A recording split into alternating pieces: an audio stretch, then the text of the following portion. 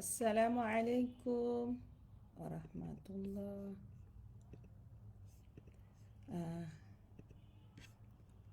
আসসালামু আলাইকুম রাহমাতুল্লাহি ওয়া বারাকাতুহু। যারা জুমে জয়েন হয়েছেন আপু, আর আমরা অপেক্ষা করছি আমাদের ফেসবুক লাইভেও কিছু বোন জয়েন হওয়ার জন্য ইনশাআল্লাহ। তো আলহামদুলিল্লাহ, আজকে লাইভের টপিকসটা কমপ্লিটলি আমাদের মেয়েদের নিয়ে।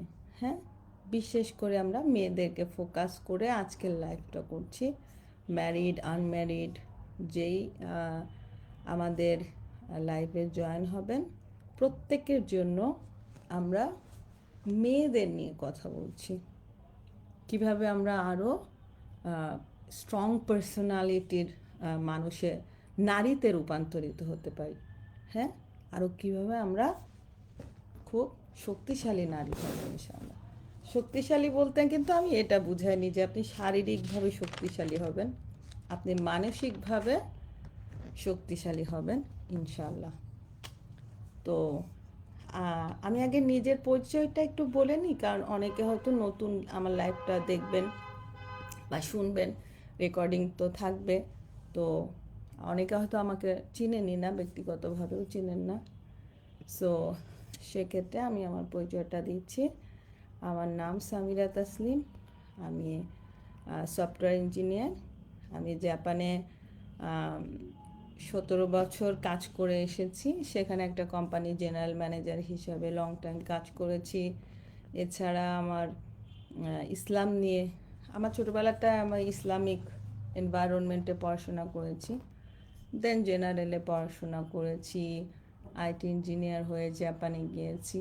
সো জাপান থেকে আমি আসলে গত 1.5 বছর আগে আমি বাংলাদেশে পার্মানেন্টলি শিফট করে চলে এসেছি। এর পেছনে দুটো কারণ রয়েছে। একটা হচ্ছে নিজের দেশকে ভালোবাসি, আইডেন্টিটি, আমি বাঙালি, এটা আমার আইডেন্টিটি। নাম্বার 2, আমি মুসলিম, এটা আমার আইডেন্টিটি। সো অ্যাজ এ মুসলিম, নন মুসলিম কান্ট্রিতে পার্মানেন্টলি থাকা আমাদের জন্য উচিত না, সেফও না, এবং ইসলামে এটা রেকমেন্ডেডও না। যেহেতু আমার বাচ্চার পরের প্রজন্ম কোনো কাফির ল্যান্ডে আমি যদি রেখে যায়, দেখা গেছে আমার বাচ্চা হয়তো ইমান ধরে রেখেছে, বাট ইউজুয়ালি পরিসংখ্যান বলে, হিস্ট্রিতে যদি দেখি যে থার্ড প্রজন্ম থেকে সাধারণত কাফির ল্যান্ডে থাকে, তারা ওইটা অ্যাডাপ্ট করে তারা ওই দেশের মতো হয়ে যায়। সো কোনো কাফির ল্যান্ডে রাসূল সাল্লাল্লাহু আলাইহি ওয়াসাল্লামও রেকমেন্ড করেছেন যেন আমরা না থাকি, মুসলিম দেশে মাইগ্রেট করা। সো আমি তো আলহামদুলিল্লাহ আল্লাহর নিয়ামতেই মুসলিম কান্ট্রিতে আছি। মুসলিম কান্ট্রির আমি বাঙালি, আমার দেশ বাংলাদেশ। সো এ কারণে ইসলামের জন্য, নিজের পরিবারের জন্য, নিজের দেশের বাতাস, তারপরে এই যে আজান শুনতে পেতাম না, যারা কাফির ল্যান্ডে যায়নি তারা জানে না পরাধীনতা কী জিনিস। হয়তো বাংলাদেশে বসে বসে আপনি ভাবছেন বুঝি আমেরিকায় সুখ আছে, বুঝি জাপানে সুখ আছে, বুঝি অন্য দেশে সুখ আছে। না, আমি বলবো আপনার দেশেই আপনার সুখ আছে।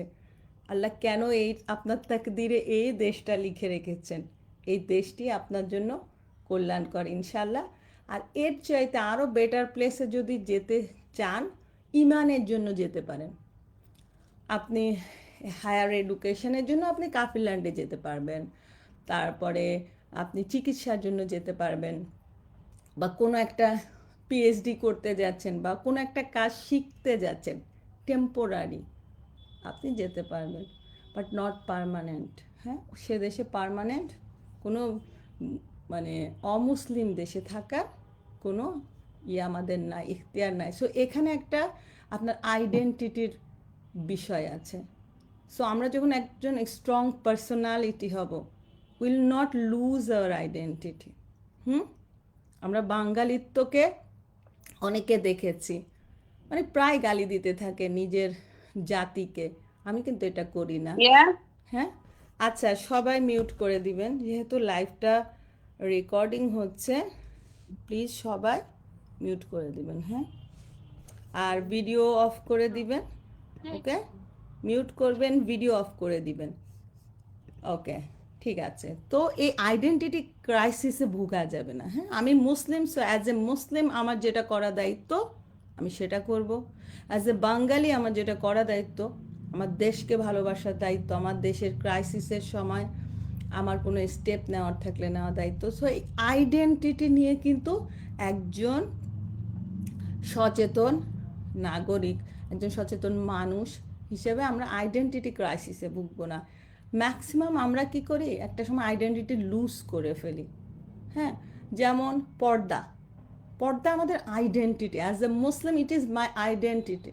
আমাকে চোখের দেখাই চিনে ফেলবে কিভাবে, আমার পর্দা দেখে আই এম মুসলিম। আমি যদি নন মুসলিমের ড্রেস আপ করি তাহলে তো আমি তো আসলে আমার আইডেন্টিটিকে ছেড়ে দিচ্ছি। সো আলহামদুলিল্লাহ, আমি জাপানে 17 বছর কাজ করেছি। আমি সনি, রাকুতেন, বড় বড় কোম্পানিতে গিয়ে কাজ করেছি, but I never loose my identity. আমি যখনই কোনো কোম্পানিতে গিয়েছি, আমি জাপানিজের নেটিভ আলহামদুলিল্লাহ। একদম আমার ফার্স্ট ম্যানেজারের সাথে ফার্স্ট কথায় আমার হতো, আমি একজন মুসলিম, আমি নামাজ পড়ি, আমাকে একটু দেখিয়ে দিবেন নামাজের জায়গা কোথায়। বাট আমি দেখেছি সেখানে আমার আগে যে ইঞ্জিনিয়াররা গিয়ে কাজ করতো আমাদের কোম্পানি থেকে, কোনো মুসলিম ছেলে এটা পর্যন্ত বলার সাহস পায়নি যে সে মুসলিম, সে নামাজ পড়বে। দেখা গেছে মেয়ে হিসেবে আমি সবসময় সাহসী ছিলাম, আলহামদুলিল্লাহ এখনও আছি। তো আমি এইটা কখনো ভাবিনি যে এটা বলার জন্য আমার চাকরি চলে যাবে। আমার কাছে কখনোই চাকরি নিয়ে কোনো ভয় হয়নি, কারণ রিজিকের মালিক রাজ্জাক। আল্লাহ যেখানে যত দানা লিখে রেখেছে, যে প্রতিষ্ঠান থেকে আমার কোনো আর্থিক ব্যবস্থা করেছেন সেটা আল্লাহ করেছেন, এবং সেটা কোনো দিন কোনো কারণে কেউ ছিনিয়ে নিতে পারবে না। সো ইভেন যারা ভাবছেন বিদেশে যাব, পড়ালেখা করব, বা ইউনিভার্সিটিতে যাচ্ছেন, পড়ালেখা করছেন, বা নিজের একটা আইডেন্টিটি তৈরি করার জন্য, ফাইন্যান্সিয়ালি স্ট্রং হওয়ার জন্য যে যেটাই করছেন, যদি মনে করেন আপনার পর্দা আপনার সেই সাকসেসে যাওয়ার জন্য বাধা হয়ে দাঁড়ায়, তাহলে আমি আপনার জন্য এক্সাম্পল। আমি বোরখা, লম্বা বোরখা পরেই, হিজাব পরেই আমি সনিতে কাজ করে এসেছি, রাকুতেনে কাজ করে এসেছি, আলহামদুলিল্লাহ কখনোই কোনো সমস্যা হয়নি। ইভেন যখন নন মুসলিমরা ওরা দেখে যে আমরা ট্রুলি ইসলাম ফলো করছি এবং আমি আমার আইডেন্টিটি ধরে রেখেছি, আমি আমার নামাজ, পর্দা যেটাই করছি, এটা আমার একটা স্ট্রং বিলিফ, আমি আমার এই স্ট্রং বিলিফটাকে কখনো লুজ করিনি, তখন ওরা উল্টা আমাদেরকে রেসপেক্ট করতে থাকে। আমাদের থেকে ওরা ধর্মটা শিখতে থাকে, যে ধর্ম বা আমার যে রিলিজিয়াস, আমার যে ফেইথ, আমার যে আইডেন্টিটি অ্যাজ এ মুসলিম, আমি কখনোই সেটা স্যাক্রিফাইস করব না। ওটা উল্টা তারা ইমপ্রেসড হয়, উল্টা ওরা আমাদেরকে ইসলাম সম্পর্কে জানতে চায়। হ্যাঁ, আমরা রোজা রাখতাম, ওরা জিজ্ঞেস করতো রোজা কী জিনিস। তো আমরা আইডেন্টিটি লুজ করে কোনো কিছু করার চেষ্টা করব না, তাহলে আমি কিভাবে রিয়েল হলাম? আমি তো ফেক হয়ে গেলাম। আমার আইডেন্টিটি মুসলিম, বাট আমি ড্রেস আপ করছি নন মুসলিমদের মতো। আমার আইডেন্টিটি আমি বাঙালি, তো আমি বাঙালিদের গালি দিচ্ছি। নো, আমাদের কিছু দুর্বলতা থাকতে পারে, বাট আমরা সেটা পজিটিভলি কিভাবে সেটা থেকে ওভারকাম করা যায় সেটা চেষ্টা করব। কেউ মুসলিমদেরও গালি দিচ্ছে, সো বেসিক্যালি তুমি নিজেকেই গালি দিচ্ছ। সো এই বিষয়গুলো কখনো করা যাবে না। আপনার আইডেন্টিটি নিয়ে আপনাকে প্রাউড ফিল করতে হবে, বিকজ আল্লাহ চুজ করেছে আপনার এই আইডেন্টিটি। আপনি লাকি, আপনি মুসলিম হিসেবে জন্মগ্রহণ করেছেন। পৃথিবীতে বহু মানুষ অমুসলিম হিসেবে জন্মগ্রহণ করেছে। আল্লাহ হ্যাজ চোজেন ইউ। আল্লাহ আপনাকে চুজ করেছেন। একটা মুসলিম দেশের স্বাধীন নাগরিক আপনি, আপনি একজন মুসলিম। সো নাম্বার ওয়ান, এই আইডেন্টিটির বিষয়টা বলা হয়ে গেল, যেটা আমি আমার নিজের পরিচয়ের জন্য বলেছি। তো আলহামদুলিল্লাহ এখন মোরওভার আমার অনেক ইন্টারেস্ট হচ্ছে দাওয়া ইসলাম নিয়ে। বরাবরই আমি ইন্টারেস্টেড। আমি বহু বছর থেকে আমি ফেসবুকে দাওয়াই দিতে থাকি। লাস্ট 2010 সাল থেকে আমি এটাই করছি। আমার ইউটিউব চ্যানেল আছে একটা, এর আগে একটা লাইভ শেয়ার করেছি গতকালকে বা আজকে শেয়ার করেছিলাম। তো আমার একটা ইউটিউব চ্যানেল আছে যেখানে আমি 24 ঘন্টায় আল কোরআনের পুরো বাংলা অর্থ ট্রান্সলেশন শুনে ফেলা যায় এরকম একটা আপনার মানে ইউটিউবে একটা চ্যানেল তৈরি করেছিলাম। সেটাও আমি করেছি। আমি যখন ভার্সিটিতে পড়তাম তখন আমি প্রথম কোরআনের খুব ইজি ট্রান্সলেশন পেয়ে যাই। তো এর আগে মানে সাধু ভাষায় পেয়েছি, সো খুব একটা বুঝতাম না। তো চলিত ভাষায় এত সুন্দর ট্রান্সলেশনটা যখন পেয়েছিলাম, তখন আমি মনোমুগ্ধ হয়ে ওটা শুনতাম। তো আমি ভার্সিটির ফাঁকে ফাঁকে প্রায় 3 মাস সময় নিয়ে আমি সিডিটাকে শর্ট করে 600 ঘন্টা সিডিটাকে 24 ঘন্টায় শুধু বাংলাটাকে আমি কাট করে ফেলি। আমি সফটওয়্যার ইঞ্জিনিয়ার ছিলাম। সো তখন এরকম অ্যাভেলেবল ছিল না, এখন অ্যাভেলেবল সফটওয়্যারগুলো। তো আমি নিজে থেকে ওটা করেছিলাম 3 মাসে, তো সিডি বানিয়েছিলাম। তা পরবর্তীতে আমি আমার ভার্সিটির সবাইকে দিতাম। তো তখন না, ফর দ্য ফার্স্ট টাইম আমি, হ্যাঁ, পুরো কোরআনের অর্থটা যখন জেনেছি, তখন আমি, that's the first time I fall in love with Allah সুবহানাহু ওয়া তাআলা। আমি আল্লাহর ভালোবাসায় পড়ে গেছি। আমি আমি তার আগ পর্যন্ত ধরেন বাবা মা যেই আমাকে ধর্ম শিখিয়েছে, বা উস্তাদরা ছিল, বা যা আমরা গতানুগতিক শিখি যে আল্লাহ অনেক কঠিন সত্তা, পাপ দেবে, সবাই এভাবেই তো শেখায়। ওটা করো না পাপ হবে, সেটা করো না পাপ হবে, আমরা ধর্মটাকে উল্টাভাবে শিখিয়েছি। বাট আমাদের ইভেন 7 বছর পর্যন্ত একটা বাচ্চাকে কিন্তু পজিটিভ প্যারেন্টিং করতে হবে। ইভেন ইসলামও পজিটিভ কথা বলতে বলেছে, যে 7 বছর পর্যন্ত বাচ্চাকে দোজকের আজাব, কঠিন কথা এগুলো বলা যাবে না, শুধুমাত্র আল্লাহ কত কাইন্ড, ইসলাম কত কাইন্ড, এগুলো শোনাতে বলেছে। জান্নাত, হুম, তাকে থ্রেট দেওয়ার জন্য ইসলাম ধর্মকে হাতিয়ার হিসেবে ব্যবহার করতে বলেনি। এটা আমরা নেগেটিভ প্যারেন্টিং করেছি, যার কারণে বাচ্চা আল্লাহকে ভালোবাসে না। আমি মসজিদে তারাবি সলাৎ পড়তেছি, তখন একটা মা তার বাচ্চাকে বলছে, খবরদার এটা করো না, আল্লাহ তোমার চোখ খেয়ে ফেলবে, তোমার এটা খেয়ে ফেলবে, মাথা খেয়ে ফেলবে। আমি তো শুনে আমার মনে হচ্ছিল আমি যেন প্যারালাইজ হয়ে যাচ্ছি, যে এই মা তার বাচ্চাকে কি বলতেছে। আমি নামাজ শেষ করে ইমিডিয়েটলি ওই বোনকে নিয়ে বসে কাউন্সিলিং শুরু করা। আমি বললাম, আপু আপনি কি বলছেন, এটা আল্লাহকে, এটা আল্লাহ তো অনেক ভালোবাসে, এতটুকু ছোট্ট বাচ্চাকে আল্লাহ কত মহাব্বত করে, আমাদেরকে কত মহাব্বত করে, আপনি কি শোনাচ্ছেন, আপনি এমনভাবে তাকে রিপ্রেজেন্ট করতেছেন যেন আল্লাহ একজন ডেভিল, নাউজুবিল্লাহ মিন জালিক। আপনি আল্লাহকে কিভাবে তার ব্রেনে ঢুকাচ্ছেন। সো এই যে একটা নেগেটিভ প্যারেন্টিং করা হয়, তো এইসব কারণে সমাজের ম্যাক্সিমাম বাচ্চা আল্লাহকে ভালোবাসতে পারে না, আমরা বাসাতে পারিনি। সো সেটা নিয়ে আমি আলাদা বাচ্চাদের কাউন্সিলিং ক্লাস করি, মোটিভেশনাল ক্লাস আছে বাচ্চাদের। আপনারা যদি চান আমার সেখানে বাচ্চাদেরকে জয়েন করাতে পারেন, এটা আলাদা গেল। তো আমার মাথায় ওইটা ছিল, আমি অতটা আল্লাহকে করতাম না, কারণ আমার আম্মু খুবই রিলিজিয়াস ছিলেন। আমার আম্মু পীর ওয়ালিদের মতো, মাশাআল্লাহ তাবারাকাল্লাহ, আলহামদুলিল্লাহ। আমার আব্বু অনেক ধার্মিক ছিলেন। সো এই যে আমি যখন এই সিডিটা পেলাম, এই যে আল্লাহ সম্পর্কে মানে কোরআনের অর্থ যখন শুনতেছি, শুধু দেখতেছি আল্লাহ ভালোবাসতেছেন, আল্লাহ ভালোবাসতেছেন, হ্যাঁ, আল্লাহ জান্নাত বানিয়েছেন, আল্লাহ ক্ষমাশীল, এত মানে আমার যেন হোশ ফিরে আসলো। সেই থেকে যে আমি সবার পেছনে শুধু এটাই বলে যাই, যে দেখেন তোমরা একটু কোরআনটা শুনে দেখো। মালিক একটা চিঠি পাঠালেন, এটা আমাদের জন্য একটা চিঠি। আমি বলি এটা লাভ লেটার, তোমরা কি একবার শুনে দেখবে না? সো এইটাও identity, it is also identity. আপনি মুসলিম, আপনার ইসলাম মানে মুসলিমত্ব কি জিনিস, আপনার আল কোরআনই পড়ে দেখেননি, বা অনেকেই আছে কোরআন এখনো লাইফে 1000টা বই পড়ে ডিগ্রি অর্জন করেছেন, বাট আপনি আল কোরআনই পড়ে দেখেন। মহান আল্লাহ, মহান রবের কথা, ক্যালিমা, আল্লাহর ক্যালিমা। সো আমরা কি মানে ইগনোরেন্ট না আমাদের আইডেন্টিটি খুঁজে পাওয়ার জন্য? আইডেন্টিটি, হু অ্যাম আই, আমি কে, আমি অ্যাজ এ মুসলিম। তো মুসলিম কী জিনিস, আমি যদি কোরআনই না পড়ে থাকি, আমি যদি একটু রসুলের হাদিসগুলো নিয়ে চিন্তা না করি, শুধু কোরআন পড়া না, কোরআন আয়াতগুলো নিয়ে তাদাব্বুর করা, চিন্তা ভাবনা করা। আল্লাহ সুবহানাহু ওয়া তাআলা কোরআনে বলেছেন চিন্তা করো। তো এই ওভারঅল আইডেন্টিটি আগে আপনাকে নিজের মধ্যে ধারণ করতে হবে। হ্যাঁ, আমরা মুসলিম হলে ট্রু মুসলিম, যেমন জাপানিজরা ওরকম। ও জাপানিজ মানে ওর জাপানিজ হওয়ার যে ওদের সোসাইটির যে রুলিং, ওরা মানবেই মানবে। Why they are so strong? Because they maintain, ওই ন্যাশনালিটিটা তারা মেনটেন করে। যে জাপানিজ মানে তার কী কী গুণ থাকতে হবে, ওরা সেটা স্ট্রংলি ফলো করে। স্ট্রংলি প্রত্যেকটা রুল মেনটেন করে।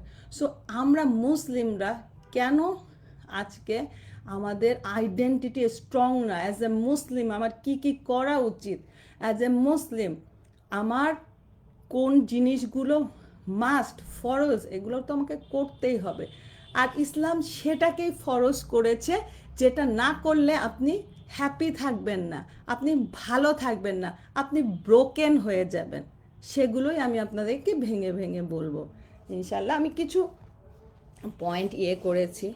তো যাই হোক, আলহামদুলিল্লাহ আমি যখন আল্লাহর জন্য হিজরত করে চলে এসেছি, জাপানে অনেক ভালো জব ছিল বা অনেক ভালো পরিবেশ, আমার বাসার পাশে দুটো মসজিদ ছিল। আলহামদুলিল্লাহ আলহামদুলিল্লাহ আমার বড় ছেলে আল কোরআনে হাফেজ, আমার 3টা বাচ্চা ওখানে বর্ন, কিন্তু বড় ছেলেকে আলহামদুলিল্লাহ আমি পাশে মসজিদ থেকে আল কোরআনের, ও পড়ার লেখার পাশাপাশি আল কোরআনে হাফিজও হয়ে গেছে আলহামদুলিল্লাহ। সো মানে বিদেশে থেকে আমি আমার আইডেন্টিটিও যেমন লুজ করিনি, অ্যাজ এ মুসলিম বেস্ট মুসলিম হওয়ার আরও চেষ্টা করেছি, হালাল হারাম।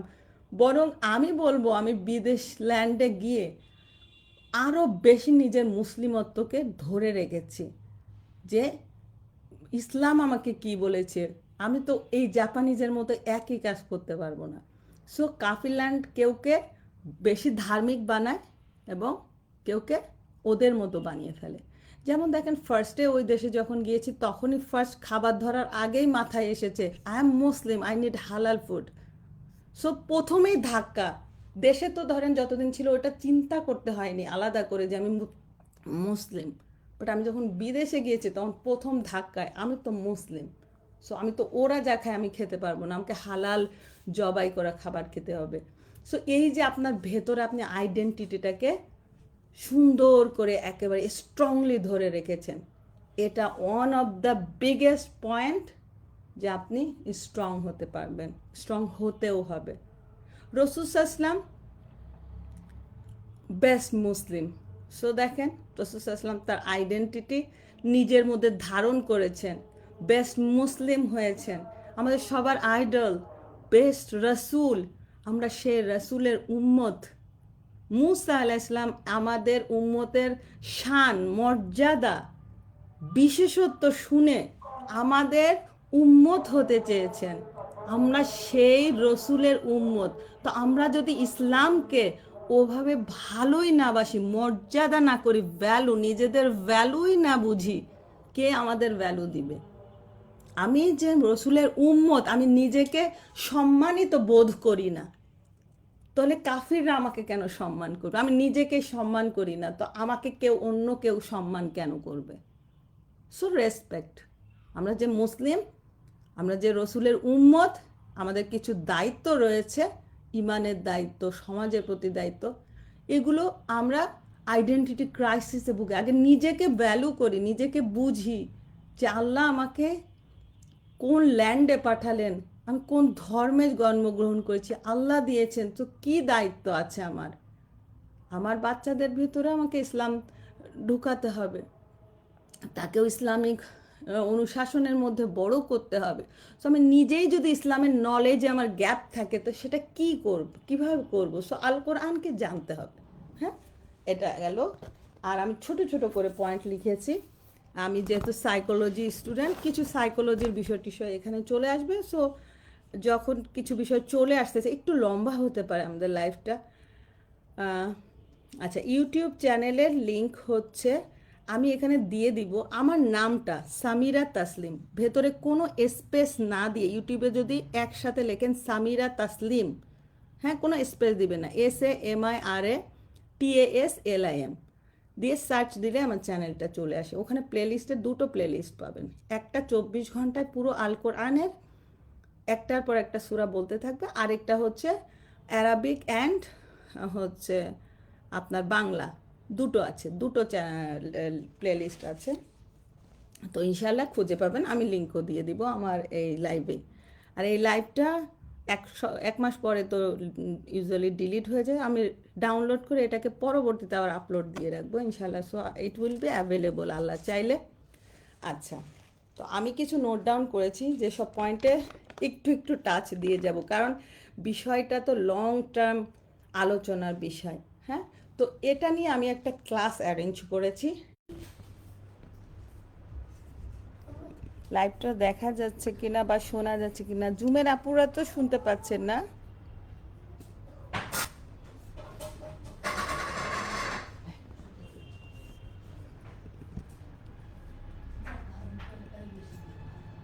জাস্ট একটু লাইভটা শোনা যাচ্ছে কিনা একটু কমেন্ট করলেই হবে ইনশাআল্লাহ, নইলে আমাকে লাইভটা নতুন করে শুরু করতে হবে।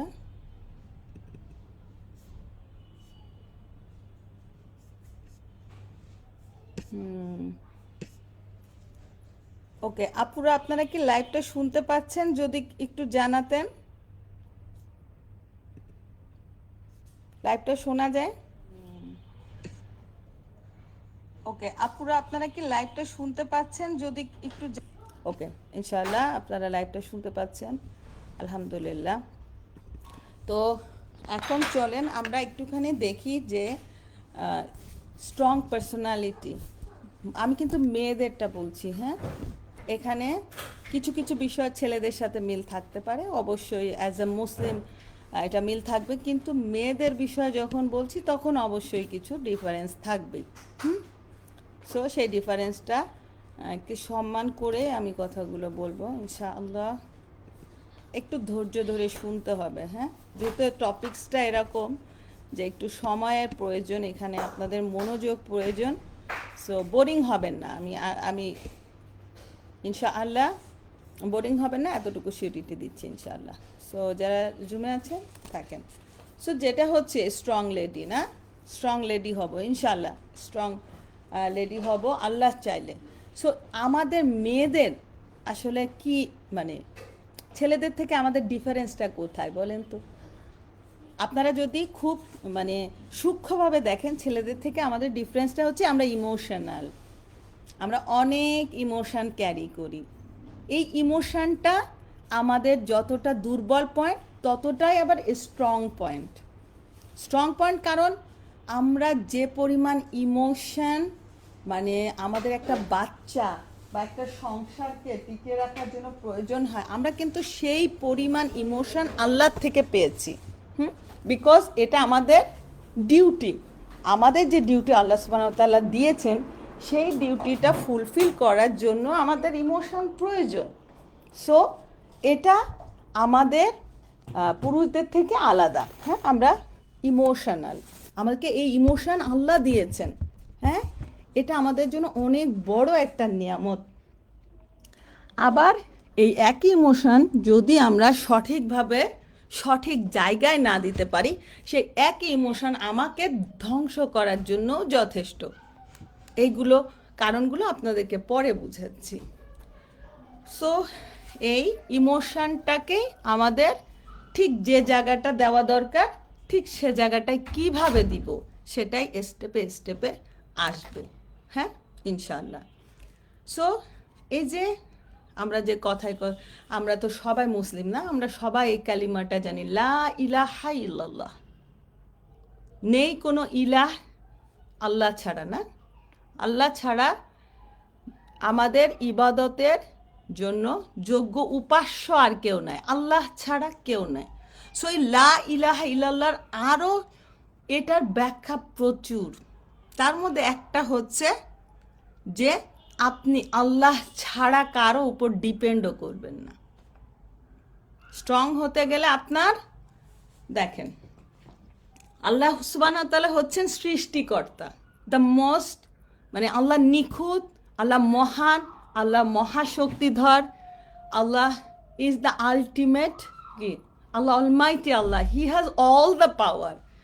তো আল্লাহ সুবহানাহু ওয়া তাআলা ছাড়া আপনি অন্য কারো উপর ডিপেন্ডেন্ট হবেন না। এই ডিপেন্ডেন্সিটা ইমোশনাল ডিপেন্ডেন্সি অ্যাজ ওয়েল।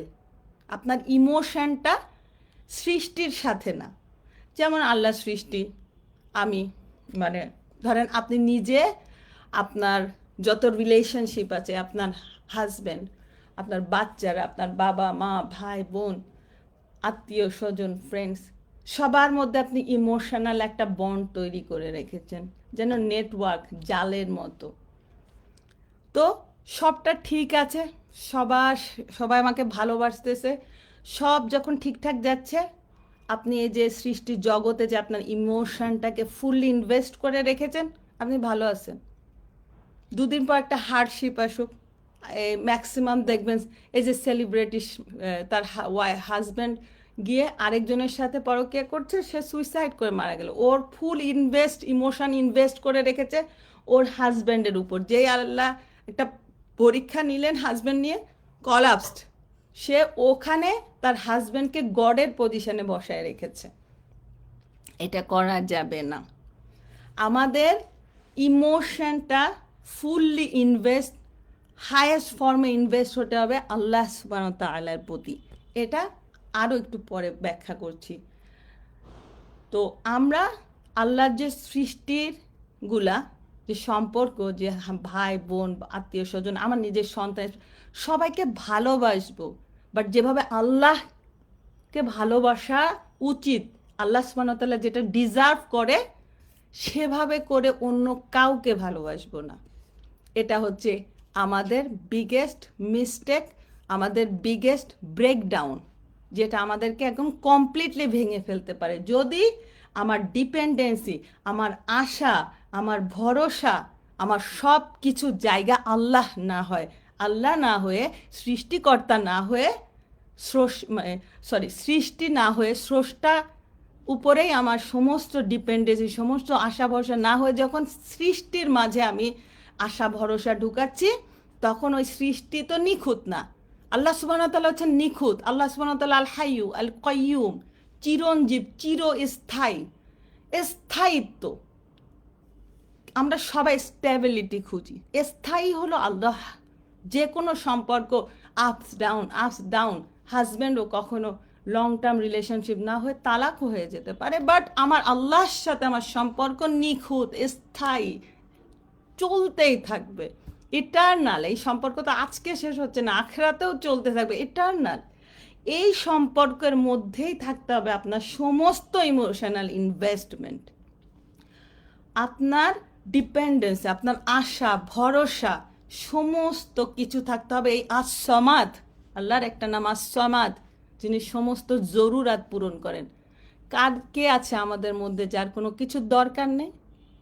আমরা সবাই ডিপেন্ডেন্ট আল্লাহর কাছে যান, হাতটা তুলে শুধু বলেন আল্লাহ ইয়া সামাদ, আমার এটা প্রয়োজন। আপনি নিশ্চিত বিশ্বাসের সাথে চান, হাম্বল হয়ে চান, কান্নাকাটি করে চান।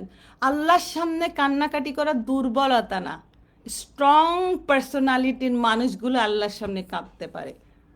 এক্সাম্পল রাসূল সাল্লাল্লাহু আলাইহি ওয়াসাল্লাম। রাসূল সাল্লাল্লাহু আলাইহি ওয়াসাল্লাম নামাজে দাঁড়িয়েছেন, কাঁদতে কাঁদতে ফোঁপাচ্ছেন।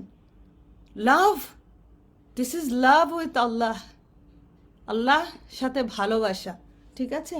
সো কান্না মানুষের সামনে করবেন না, মানুষের সামনে দুর্বলতা প্রকাশ করবেন না, চেষ্টা করবেন যা কান্না করার, যা বলার আল্লাহকে বলুন। আল্লাহ তো আসামে, আল্লাহ আমাদের সমস্ত কথা শোনেন। ইভেন আমরা মুখে ফুটায় বলিয়েন না বলে অন্তরের কথাও আল্লাহ জানেন, অন্তর্যামী। আল্লাহ ভালোবাসেন, তার সাথে আমরা কথা বলি। আচ্ছা, আমার অনেক এই জাস্ট আজকে একটা বোধহয় সকালে লাইভ রিলস আপলোড করি, ওখানে আমি বলেছি আল্লাহর সাথে ভালোবাসা কীভাবে করবেন, ওখানেও একটু দেখেন, বা আমার আরও রিলসের মধ্যে আছে।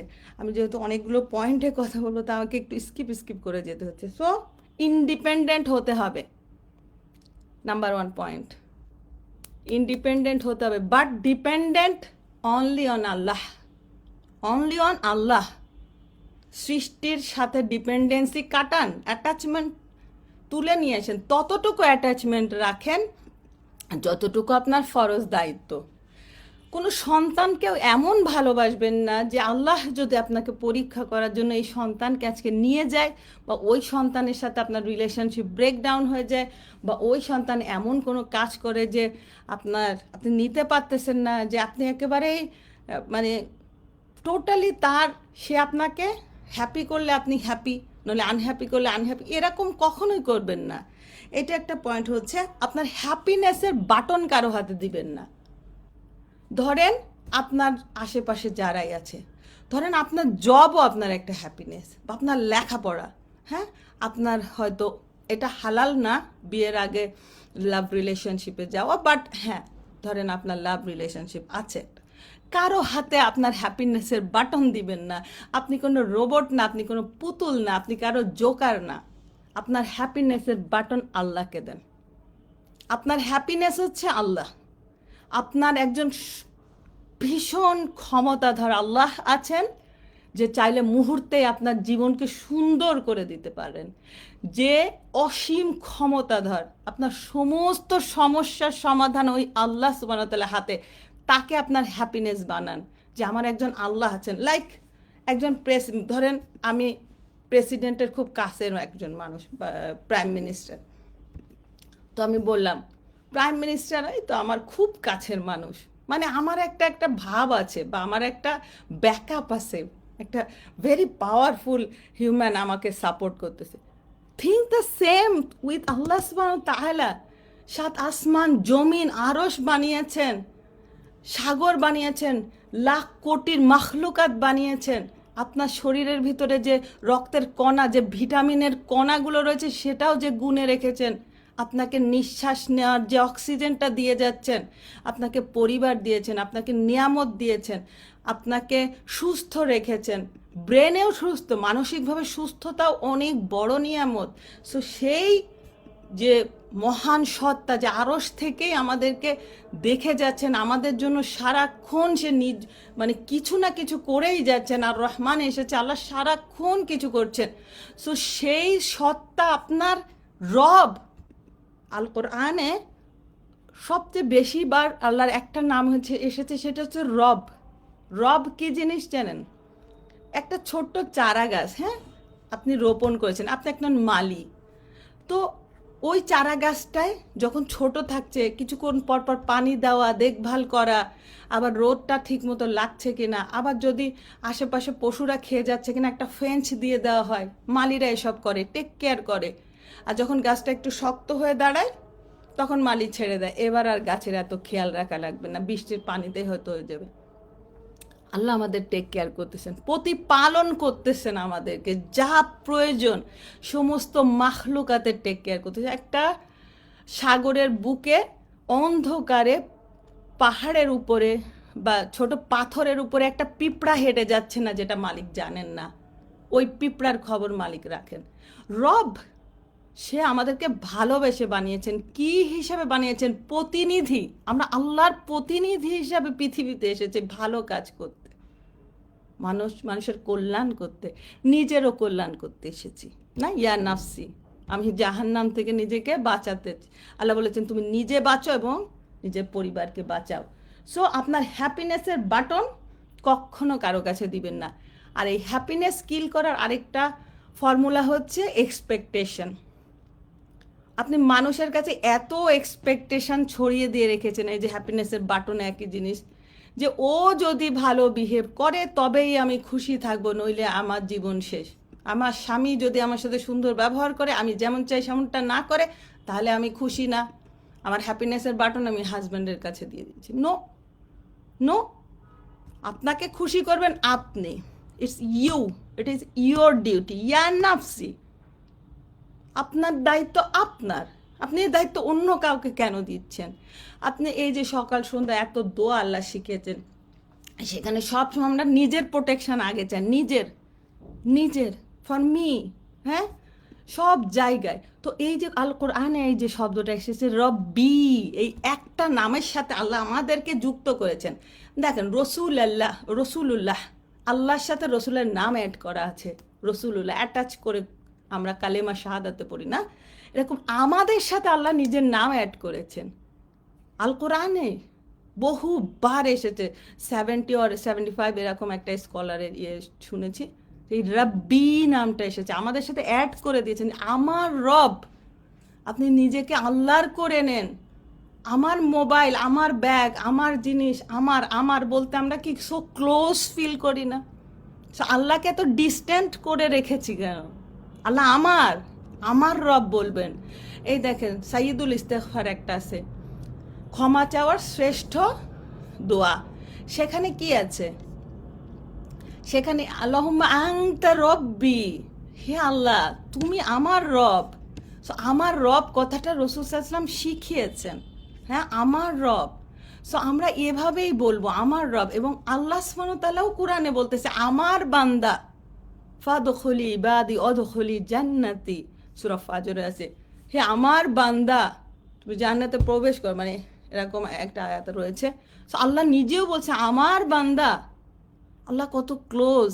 দেখেন আমরা সবাই জানি যে মায়ের থেকে 99 গুণ বা বহু গুণ আল্লাহ আমাদেরকে ভালোবাসেন, বাট ওগুলো কথায় রেখে দিয়েছি। ওগুলো আমরা কথায় রেখে দিয়েছি, আমরা ফিল করি না মাথার ভেতরে হৃদয়ের মধ্যে, সেটা নিয়ে ফিল করি না, তাদাব্বুর করি না, চিন্তা করি না এই কথার মানে ভারী, এই কথা কত ভারী যে আল্লাহ মায়ের থেকেও, আপনি অ্যাজ আ মাদার, আপনার যারা মা হয়েছেন, কত ভালোবাসা একটা সন্তানের জন্য। আল্লাহ তার চেয়ে বহুগুণ ভালোবাসে। একটা যুদ্ধের মধ্যে একটা মা দৌড়াচ্ছে আর তার বাচ্চা খুঁজতেছে, যে কোনো মুহূর্তে তীর এসে ওই মায়ের গায়ে বিঁধে যেতে পারে, কিন্তু মা ভয় পাচ্ছে না, কত ভালোবাসে মা। তখন রাসূল সাল্লাল্লাহু আলাইহি ওয়াসাল্লাম সাহাবাদের দেখিয়ে বলছেন যে দেখো এই মা যতটা তার সন্তানকে ভালোবাসে, তার চাইতে আল্লাহ সুবহানাহু ওয়া তাআলা বহুগুণ ভালোবাসেন। Can you imagine? আল্লাহ সুবহানাহু ওয়া তাআলা, কেউ যখন আল্লাহর কাছে ফিরে আসে, সে আল্লাহকে ভুলে গেছে, দুনিয়ার মধ্যে ডুবে গেছে। একটা হাদিসে আসছে যে একজন তার মাল সামানা জিনিসপত্র নিয়ে মরুভূমিতে গিয়েছে, পানীয় খাবার দাবার এর মধ্যে সে একটু বিশ্রাম নিচ্ছে, তার উট তার খাবার দাবার নিয়ে চলে গেছে। তো মরুভূমিতে পানি নাই, কিচ্ছু নাই, ও রৌদ্রের মধ্যে সে নিশ্চিত মৃত্যুর জন্য ওখানে শুয়ে পড়েছে।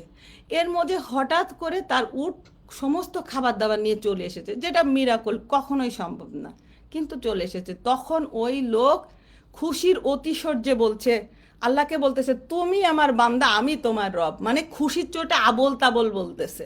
তো একটা বান্দা যখন পাপ কাজ ছেড়ে দেয় বা দুনিয়া বিমুখ হয়ে, আমি বলছি না দুনিয়া থেকে কমপ্লিটলি গুটায় নিব, ব্যালেন্স করব, ওকে, ব্যালেন্স। যখন সে আল্লাহমুখী হচ্ছে, আবার আল্লাহর কাছে ফিরে আসছে, আবার আল্লাহকে ভালোবাসছেন, আল্লাহকে হায়েস্ট প্রায়োরিটি দিচ্ছে, আল্লাহ ওই লোকের চাইতে বেশি খুশি হন। হুম। তো আমরা অনেক সময় ম্যাক্সিমাম টাইম ভয় পাই কি, জানতো অনেক পাপ করছি, আমি আল্লাহর সাথে ক্লোজ ফিল হতে আমাদের না ভয় লাগে। বাট নো, আল্লাহ বলেছে বান্দা পাপ করতে করতে করতে আসমান ভরায় ফেলছে। বান্দা যখন রিগ্রেট ফিল করে আল্লাহর কাছে আসতেছে, আল্লাহ আসমান সমান ক্ষমা নিয়ে তার কাছে আসতেছে। ওকে, সো আল্লাহ পাপ ডাজন্ট ম্যাটার। পাপ আমরা করব, আমরা যদি পাপ না করতাম, বলেছে মানব জাতিকে ধ্বংস করে দিয়ে আল্লাহ অন্য জাতি তৈরি করতে দিলেন, করতেন। পাপের টেন্ডেন্সি দিয়ে আল্লাহ বানিয়েছেন, কখনো কখনো আমরা পাপ করে রিগ্রেট করার জন্য হলেও ফিরে আসব, ক্ষমা চাওয়ার জন্য ফিরে আসব, আল্লাহ ফিরে আসার জন্য অপশান হিসাবেও রেখে দিয়েছেন।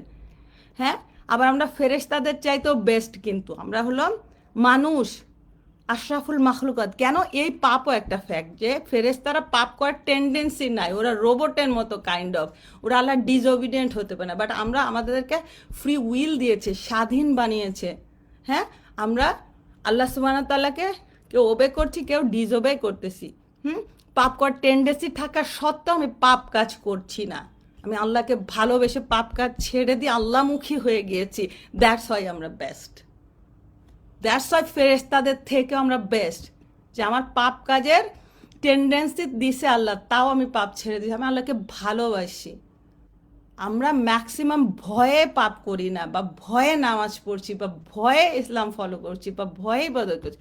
ভালোবাসেন আল্লাহকে, দেন ওই ইবাদত করতে আপনি যে আনন্দটা পাবেন, ওই সলাতে যে আনন্দটা পাবেন, সেটা আপনি কোথাও পাবেন না। সো আমি নিজের একটা নাম দিয়েছি, ভালোবাসার ফেরিওয়ালা। সত্যি আমি যখন থেকে কোরআনের ট্রান্সলেশন পড়েছি, আমি সবাইকে শুধু এটাই বুঝাচ্ছি, আরে বাবা আল্লাহ অনেক ভালোবাসি, তোমরা একটু কোরআনটা পড়ে দেখো না, একটু শুনে দেখো না। তো আমরা ভয় পাই, আমরা কোরআন অনেকে শুনতেও ভয় পায়, ওরে বাবা শুনে ফেলছে এখন তো মানতে হবে, অনেকে ভয়েই শোনে না কোরআন। আমি বহু মানুষ দেখেছি। কেন ভয় পাচ্ছেন? আপনি কি দেখেছেন আল্লাহ কত ভালোবাসার কথা জানিয়েছেন? আল্লাহ কত তার ভালোবাসার কথা বলেছেন, তার উমুক বান্দাকে ভালোবাসেন, এই কাজ করলে ভালোবাসেন, ওই কাজ করলে ভালোবাসেন। ম্যাক্সিমাম জায়গায় মানে আল্লাহকে ভয় পেতে তখনই বলা হয়েছে যখন কোনো পাপের কথা বলা হয়েছে, যে পাপ করার সময় ভয় করব, আদারওয়াইজ সব জায়গায় ভালোবাসা। আমি যদি পাপই না করি তো আমি আল্লাহকে ভয় কেন পাবো যে আল্লাহ মায়ের চেয়ে বহুগুণ ভালোবাসে? সো আল্লাহকে ভালোবেসে আল্লাহ হবে আপনার হ্যাপিনেস। আমি যে 5 ওয়াক্ত নামাজ পড়তে পারতেছি, আল্লাহ যে আমাকে তৌফিক দিছে, পৃথিবীতে বহু মানুষকে আল্লাহ তৌফিকই দি নাই যে জমিনে সেজদা করবে, তৌফিক দেন নাই আল্লাহ। আল্লাহ আমাকে দিয়েছে, আমি মুসলিম, বা আমি অন্য ইগনোরেন্ট মুসলিম না, আমি প্র্যাকটিসিং মুসলিম, আমি অরিজিনাল মুসলিম, আমি নামাজ পড়তেছি, এই যে সেজদা দেওয়ার যোগ্যতাটুকু দিয়েছেন আল্লাহ, এই জন্য আমি খুশি। আমি যে পর্দা করতে পারছি এটা অনেক বড় একটা নেয়ামত। অনেক দেশে পর্দা ব্যান করে রেখেছে, ফ্রান্সে নামাজ ব্যান, সেখানে কোনো স্কুলে বাচ্চারা নামাজ পড়তে পারে না। আমি এমন এক স্বাধীন দেশে আছি, আমি স্বাধীনভাবে ইসলাম চর্চা করছি, কিন্তু তারপরেও আমি এর নিয়ামত শুক্রিয়া করছি না। আমি ভাবছি ওরে বাবা, বিদেশে শান্তি কে বলেছে? তাহলে আল্লাহ তাকদিরে আপনাকে বাংলাদেশে কেন রেখেছে? আল্লাহ কি আপনাকে ভালোবাসেন না? আল্লাহ সবাইকে ভালোবাসেন, হ্যাঁ, কিন্তু আমরা জানি না মেসেজটা, কারণ আমরা জ্ঞানের অভাব রয়েছে আমাদের। আমরা সময়টাকে অন্য জ্ঞান সার্চ করতেছি, যে জ্ঞান দিয়ে 2 টাকা ইনকাম হবে, বাট যে জ্ঞান দিয়ে আমি ভেতর থেকে স্ট্রং হব, শক্তিশালী হব, আমি হব ইন্ডিপেন্ডেন্ট, আমি হব আল্লাহর উপর ডিপেন্ডেন্ট, আমি আল্লাহর সত্যিকার অর্থে সেই প্রতিনিধি হতে পারবো, আল্লাহ দেওয়া কাজগুলো জমিনে আঞ্জাম দিতে পারবো। আমার রসুল যে কাজ করে গেছে, আমি সেই রসুলের সেই কাজগুলো আঞ্জাম দিতে পারবো। সেই জ্ঞানটা আহরণে আমাদের কোনো আগ্রহই নেই, কিন্তু ওই জ্ঞান আহরণ না করলে আপনি সেই পার্সোনালিটির হবেন না, বা সেই মুসলিম হতে পারবেন না যে অন্তরের ভেতরে প্রচণ্ড পরিমাণ হ্যাপি, প্রচণ্ড পরিমাণ পিস আছে, শান্তি আছে তার। সো ইসলামকে জানতে হবে, আমাদের জানার জন্য চেষ্টা করতে হবে, সময় দিতে হবে আল্লাহর জন্য। যে আল্লাহকে সময় দিবে না, আল্লাহর ইবাদতের জন্য নিজেকে নিজেকে মানে কি অন্য কাজ থেকে মানে কি বলে, নিজেকে ফ্রি করবে না আল্লাহর জন্য, আল্লাহর ইবাদতে, আল্লাহ তাকে এত ব্যস্ত করে দেবে, দুনিয়া নিয়েই ঘুরতে থাকবে, কোনো শান্তি নাই, ব্যস্ততার মাঝে শান্তি নাই। কর্পোরেট জব দিয়ে আরেক সিস্টেম বানিয়ে রেখেছে, আমাদের জীবনটাকে জাহান্নাম বানিয়ে দিয়েছে। আমি তো বহু বছর এই কাজ করে এসেছি। একটু বিকেলবেলা যে একটু হাঁটা, ছাদে হাঁটা, একটু নিজের সেলফ কেয়ার করা, এটা very important. One of the point হচ্ছে সেলফ কেয়ার করা। আপনি সেলফ কেয়ার করতে হবে, আপনার মেন্টাল হেলথ আপনার কাছে, আপনার ফিজিক্যাল হেলথ, মানে পুষ্টিকর খাবার খাওয়া, ডেইলি এক্সারসাইজ করা, ছাদে একটু হাঁটবেন, একটু জিকির আজগার করবেন, একটু আকাশের দিকে তাকাবেন, এই সরাসরি আকাশের উপরে আল্লাহ আছে, আল্লাহর সাথে একটু কথা বলবেন, 2টো দোয়া করবেন। এমন জীবনটাকে ব্যস্ত করে ফেলেছি যেখানে নিঃশ্বাস নিতে পারতেছি না আমরা।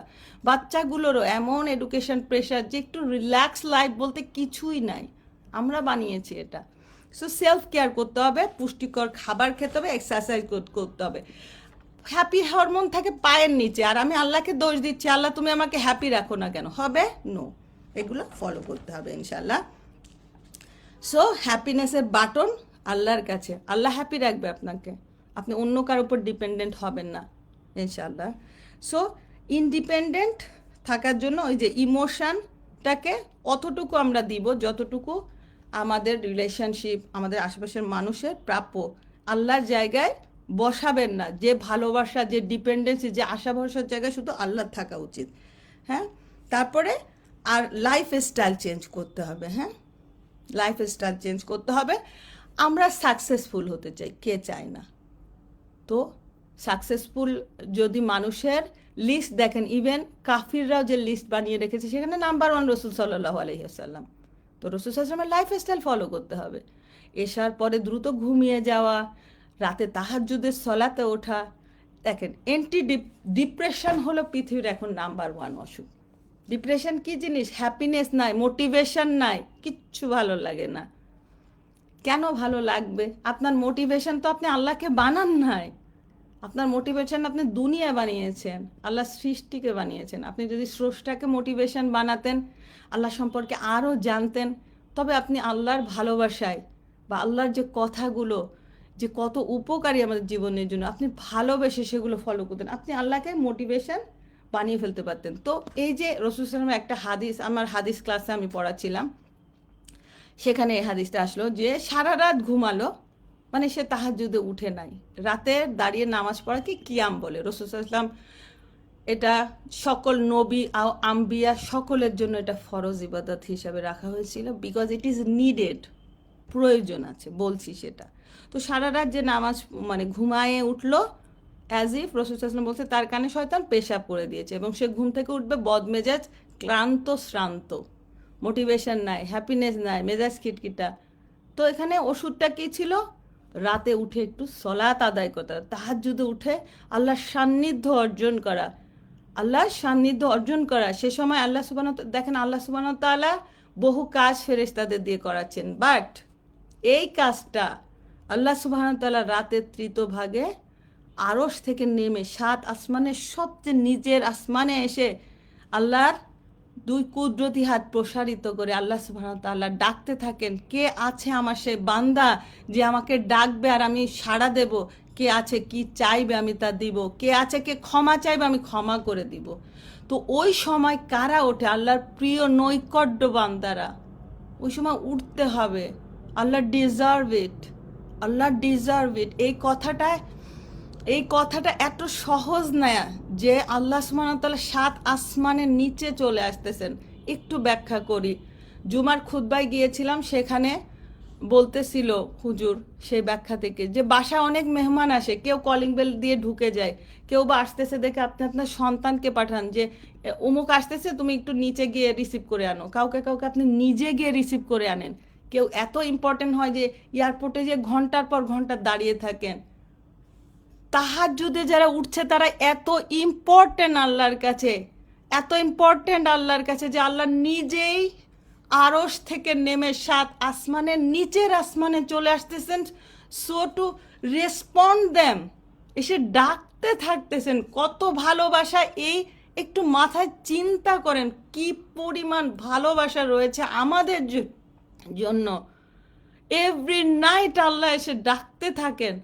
কার নেই কষ্ট, কার নেই জরুরত, কার নেই যে আমরা রিলেশনশিপ থেকে কষ্ট পাচ্ছি, পৃথিবীতে কষ্ট পাচ্ছি।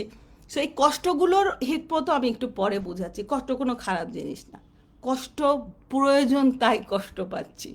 আচ্ছা, তো তখন উঠে আল্লাহর সান্নিধ্য হাসিল করতে হবে, লাইফস্টাইল চেঞ্জ করতে হবে, নইলে সাকসেস কোথায়?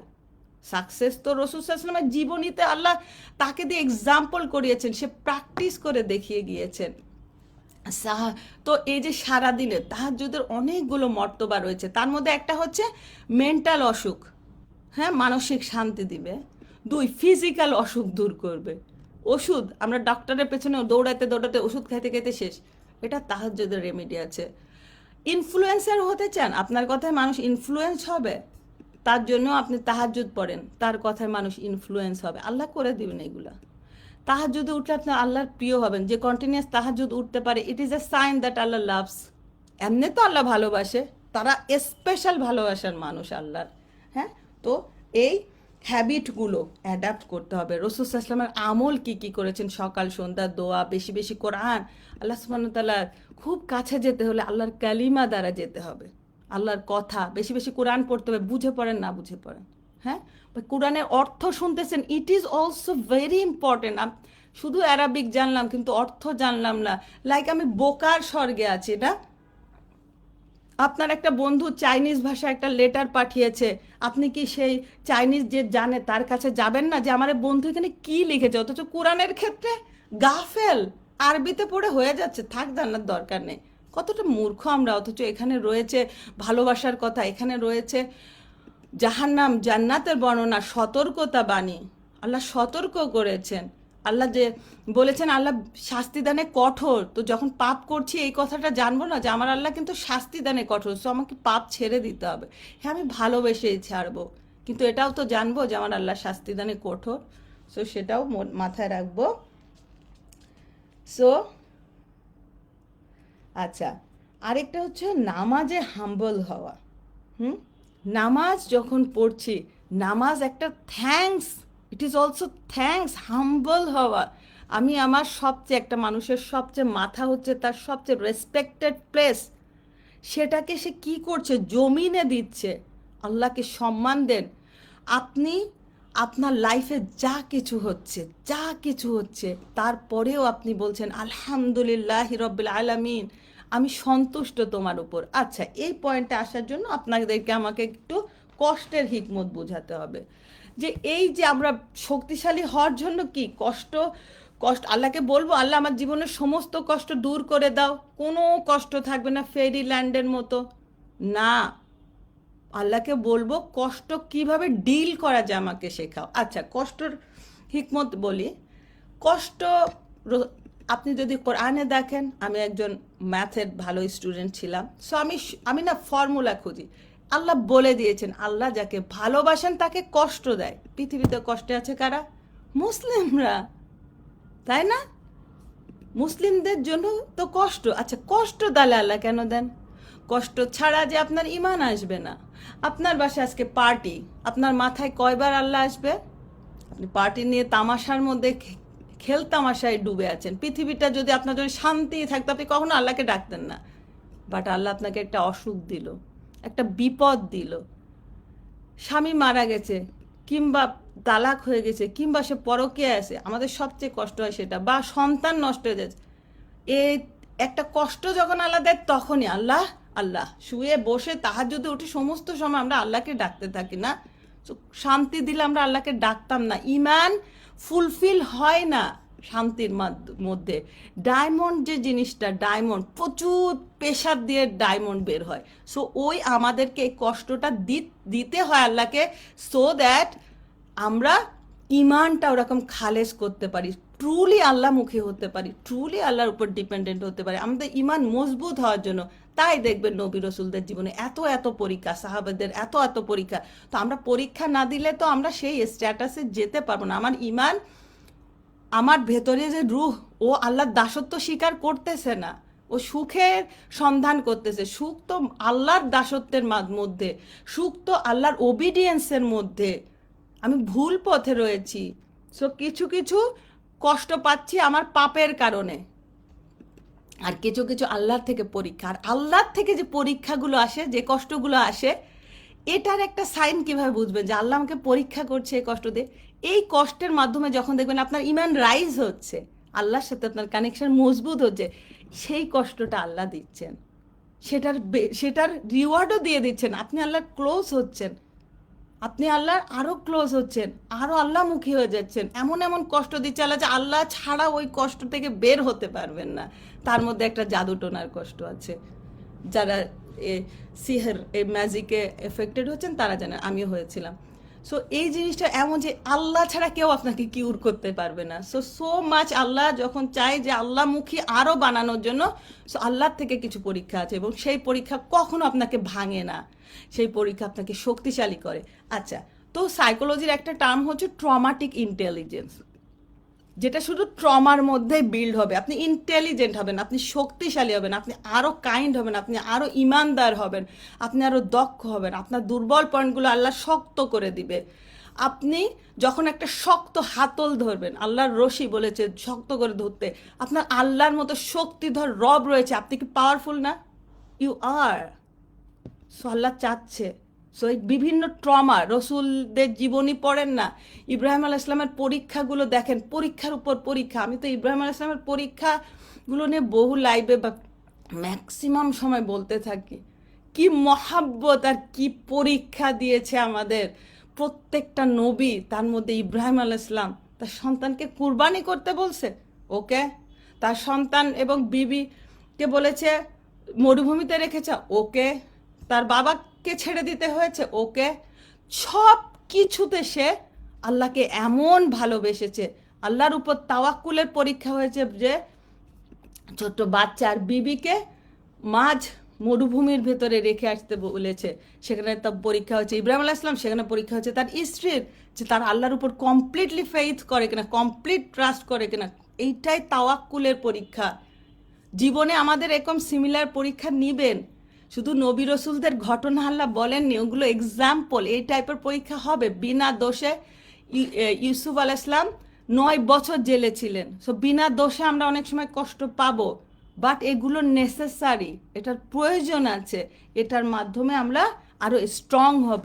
হ্যাঁ, এই যে পয়েন্টে বললাম ট্রমাটিক ইন্টেলিজেন্স, এটা নিয়ে স্টাডি করবেন। সো এই কষ্টগুলো যেটা আল্লাহ দিচ্ছেন, এটা আমাকে বিল্ড করার জন্য, আমাকে সেই শক্তিশালী নারীতে বানানোর জন্য, শক্তিশালী পার্সোনালিটিতে গ্রো করার জন্য। তো আল্লাহর হিকমতটা বুঝতে হবে এবং কি আল্লাহর আরো ক্লোজ হওয়ার জন্য, এই মানে কষ্টগুলো ডিল করার জন্য আমরা সেগুলোকে ইসলামিক ওয়েতে, নামাজ কালাম আরো বেশি আল্লাহমুখী হয়ে ইসলামকে জানার মাধ্যমে, মানার মাধ্যমে আমরা চেষ্টা করব নিজেদেরকে না ভেঙে। যখন আপনি জানেনই আল্লাহ ভালোবেসে পরীক্ষা করছে, তখন নিশ্চয়ই আপনার এই পরীক্ষাটা সহজ হবে, আপনি সেটাতে ইনশাল্লাহ কনফিডেন্ট থাকবেন। আচ্ছা, আর হলো পাওয়ারফুল মানুষরা কনফিডেন্ট হয়, কে কি বলতেছে তার উপরে তার না, সমাজের সবাই আমারে ভালো বললে তবে আমি ভালো না, আপনার চেয়ে বেটার আপনাকে পৃথিবীর কেউ জানে না, আপনি নিজেই জানেন আপনি কে।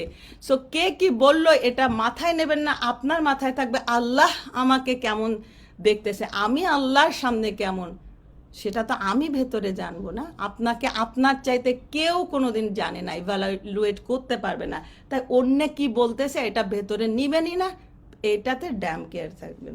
ওকে, মিস্টেক করলে হ্যাঁ অ্যাডমিট করতে হবে যে এই ভুলটা আমার হয়েছে, আমরা তো মানুষ, ভুল হবেই, কিন্তু মিস্টেক করলে যদি অ্যারোগেন্ট থাকে না আমার ভুল হয়নি, না, এটা করা যাবে না। যেটা আমরা মিস্টেক করব সেটা অ্যাডমিট করব আর আল্লাহর কাছে হাত তুলে সেটার জন্য ক্ষমা চাইবো আর কি, ইনশাল্লাহ। আর কাইন্ডনেস কিন্তু মানে ম্যাক্সিমাম মানুষ হলো ক্রুয়েল, ম্যাক্সিমাম তারা মানুষের প্রতি সহমর্মিতা কাইন্ডনেস দেখাতে পারে না। Only strong people are very kind. রাসূল সাল্লাল্লাহু আলাইহি ওয়াসাল্লাম দ্য স্ট্রংগেস্ট হিউম্যান, দেখেন সে কি পরিমাণ কাইন্ড ছিল। সো কাইন্ডনেস শো করতে হবে, কাইন্ডনেস আনতে হবে পার্সোনালিটির মধ্যে। সেলফ কেয়ারিং করতে হবে, তার মধ্যে একটা ছিল হচ্ছে আচ্ছা কাইলুলা, রাসূল সাল্লাল্লাহু আলাইহি ওয়াসাল্লামের সুন্নত, দুপুরে একটু রেস্ট নেওয়া, ইনশাআল্লাহ যাদের জন্য পসিবল এটা আমরা করার চেষ্টা করব। তারপরে নতুন নতুন চ্যালেঞ্জ নেওয়ার ভয় পাবো না, আল্লাহর উপর ভরসা রাখবো, তাকদিরে থাকলে জিনিসটা আসবে। হ্যাঁ, সো কোনো একটা নতুন চ্যালেঞ্জ সামনে আসলে ভয় পেয়ে যাবে না, আপনার সাথে আল্লাহ আছে, আপনার কিসের ভয়? আপনি যখন বিসমিল্লাহ বলে কোনো একটা কাজ শুরু করছেন সেখানে আল্লাহ রহমত বরকত দিয়ে দিবে, তো আপনার কিসের ভয়? সো নতুন চ্যালেঞ্জ দিতেও ভয় পাওয়া যাবে না। আর আল্লাহ সুবহানাহু ওয়া তাআলা কোরআন নাজিল করেছেন, প্রথম বাক্যটা কি ছিল জানেন? ইকরা, পড়ো পড়ো। সো জ্ঞান অর্জন করতে হবে, সেটা দিনের দিকেও যে মানে ইসলামের দিকে হবে, নতুন নতুন নলেজ শেখেন, একটু সাইকোলজি নিয়েও পড়েন। সাইকোলজি কি? মনস্তত্ত্ব, আসলে মানুষের বিভিন্ন টাইপ আছে, আপনার টাইপটা কি, আপনি কিভাবে আপনার স্পাউসের টাইপটা কি, কিভাবে আপনি নিজেকে হ্যান্ডেল করলে বেটার হবে, এগুলোও সত্য, সাইকোলজি সত্য, ইসলামিক সাইকোলজি নিয়ে একটু পড়েন। সো নতুন নতুন বিষয় জানার চেষ্টা করেন, আপনি যেদিকে না একটু হেলদি ফুড নিয়ে স্টাডি করেন, মানে আমার কথা হলো জ্ঞান অর্জন। হ্যাঁ, সেটা আপনি ইসলামিক জ্ঞানের সাথে সাথেও বাস্তব জীবনের জ্ঞানও অর্জন করবেন। প্যারেন্টিং নিয়ে একটু পড়াশোনা করেন, পড়াশোনা হাঙ্গার থাকতে হবে, বই পড়া খুব ভালো অভ্যাস ইনশাল্লাহ। হেলদি ফিট থাকতে হবে বলেছি, টাইম ম্যানেজমেন্ট শিখতে হবে, জীবনের সময়টা না লিমিটেড, যে কোনো সময় আল্লাহ ডাক দিলে চলে যেতে হবে। সো আমরা আমাদের যতটুকু সময় পাচ্ছি জীবনে ততটুকু সময়কে আমরা প্রোডাক্টিভ হিসাবে ইউজ করব। হ্যাঁ, বেশি বেশি ইবাদত আমল করার চেষ্টা করব, জিকির আসগারের সংখ্যা একটু বাড়িয়ে দেন। যখন আপনার জীবনে কষ্টের এপিসোড যাচ্ছে, আল্লাহ সুবহানাহু ওয়া তাআলা কোরআনে বলেছে যে তুমি মানে আল্লাহ বলছেন যে তুমি যদি শুকরিয়া করো আমি বাড়াই দেব। তো আপনাকে যখন একটা পরীক্ষার মধ্যে রেখেছেন আল্লাহ, বা জীবনের যত কষ্টের মধ্যে যাচ্ছেন, আমি আলহামদুলিল্লাহ এটা রিসেন্টলি খুবই প্র্যাকটিস করেছি, আমি একটা ইয়ের মধ্যে দিয়ে গিয়েছি।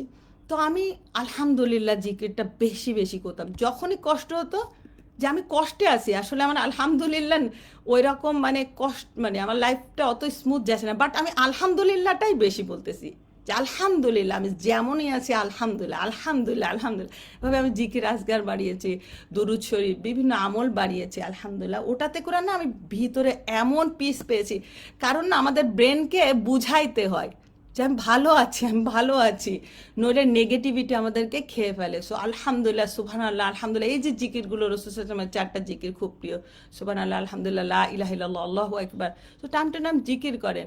তাসবিহ, বেডে যাচ্ছেন তাসবিহ একটা নিয়ে যান, ঘুম আসতে আসতে 10 মিনিট আপনি অনেকগুলো তাসবিহ করছেন, আপনি রিক্সায় বসে আছেন, টাইম আইডল টাইমগুলো আপনি জিকির আজগারে ব্যয় করেন। হ্যাঁ, একজন বড় স্কলার বলেছেন, মোস্ট প্রবাবলি ইবনে শাফি, উনি বলেছেন, সরি, আমাদের যে 4 ইমামের মধ্যে একজন, উনি বলেছেন যে কিয়ামতের ময়দানে সবচেয়ে বেশি আমলে ভারী হবে হচ্ছে আল্লাহর জিকির। সো এগুলো না মেন্টাল প্রশান্তির জন্য, এবং আপনি যখন জিকির করতেছেন না, আপনার ব্রেন এটা লার্ন করে ফেলতেছে।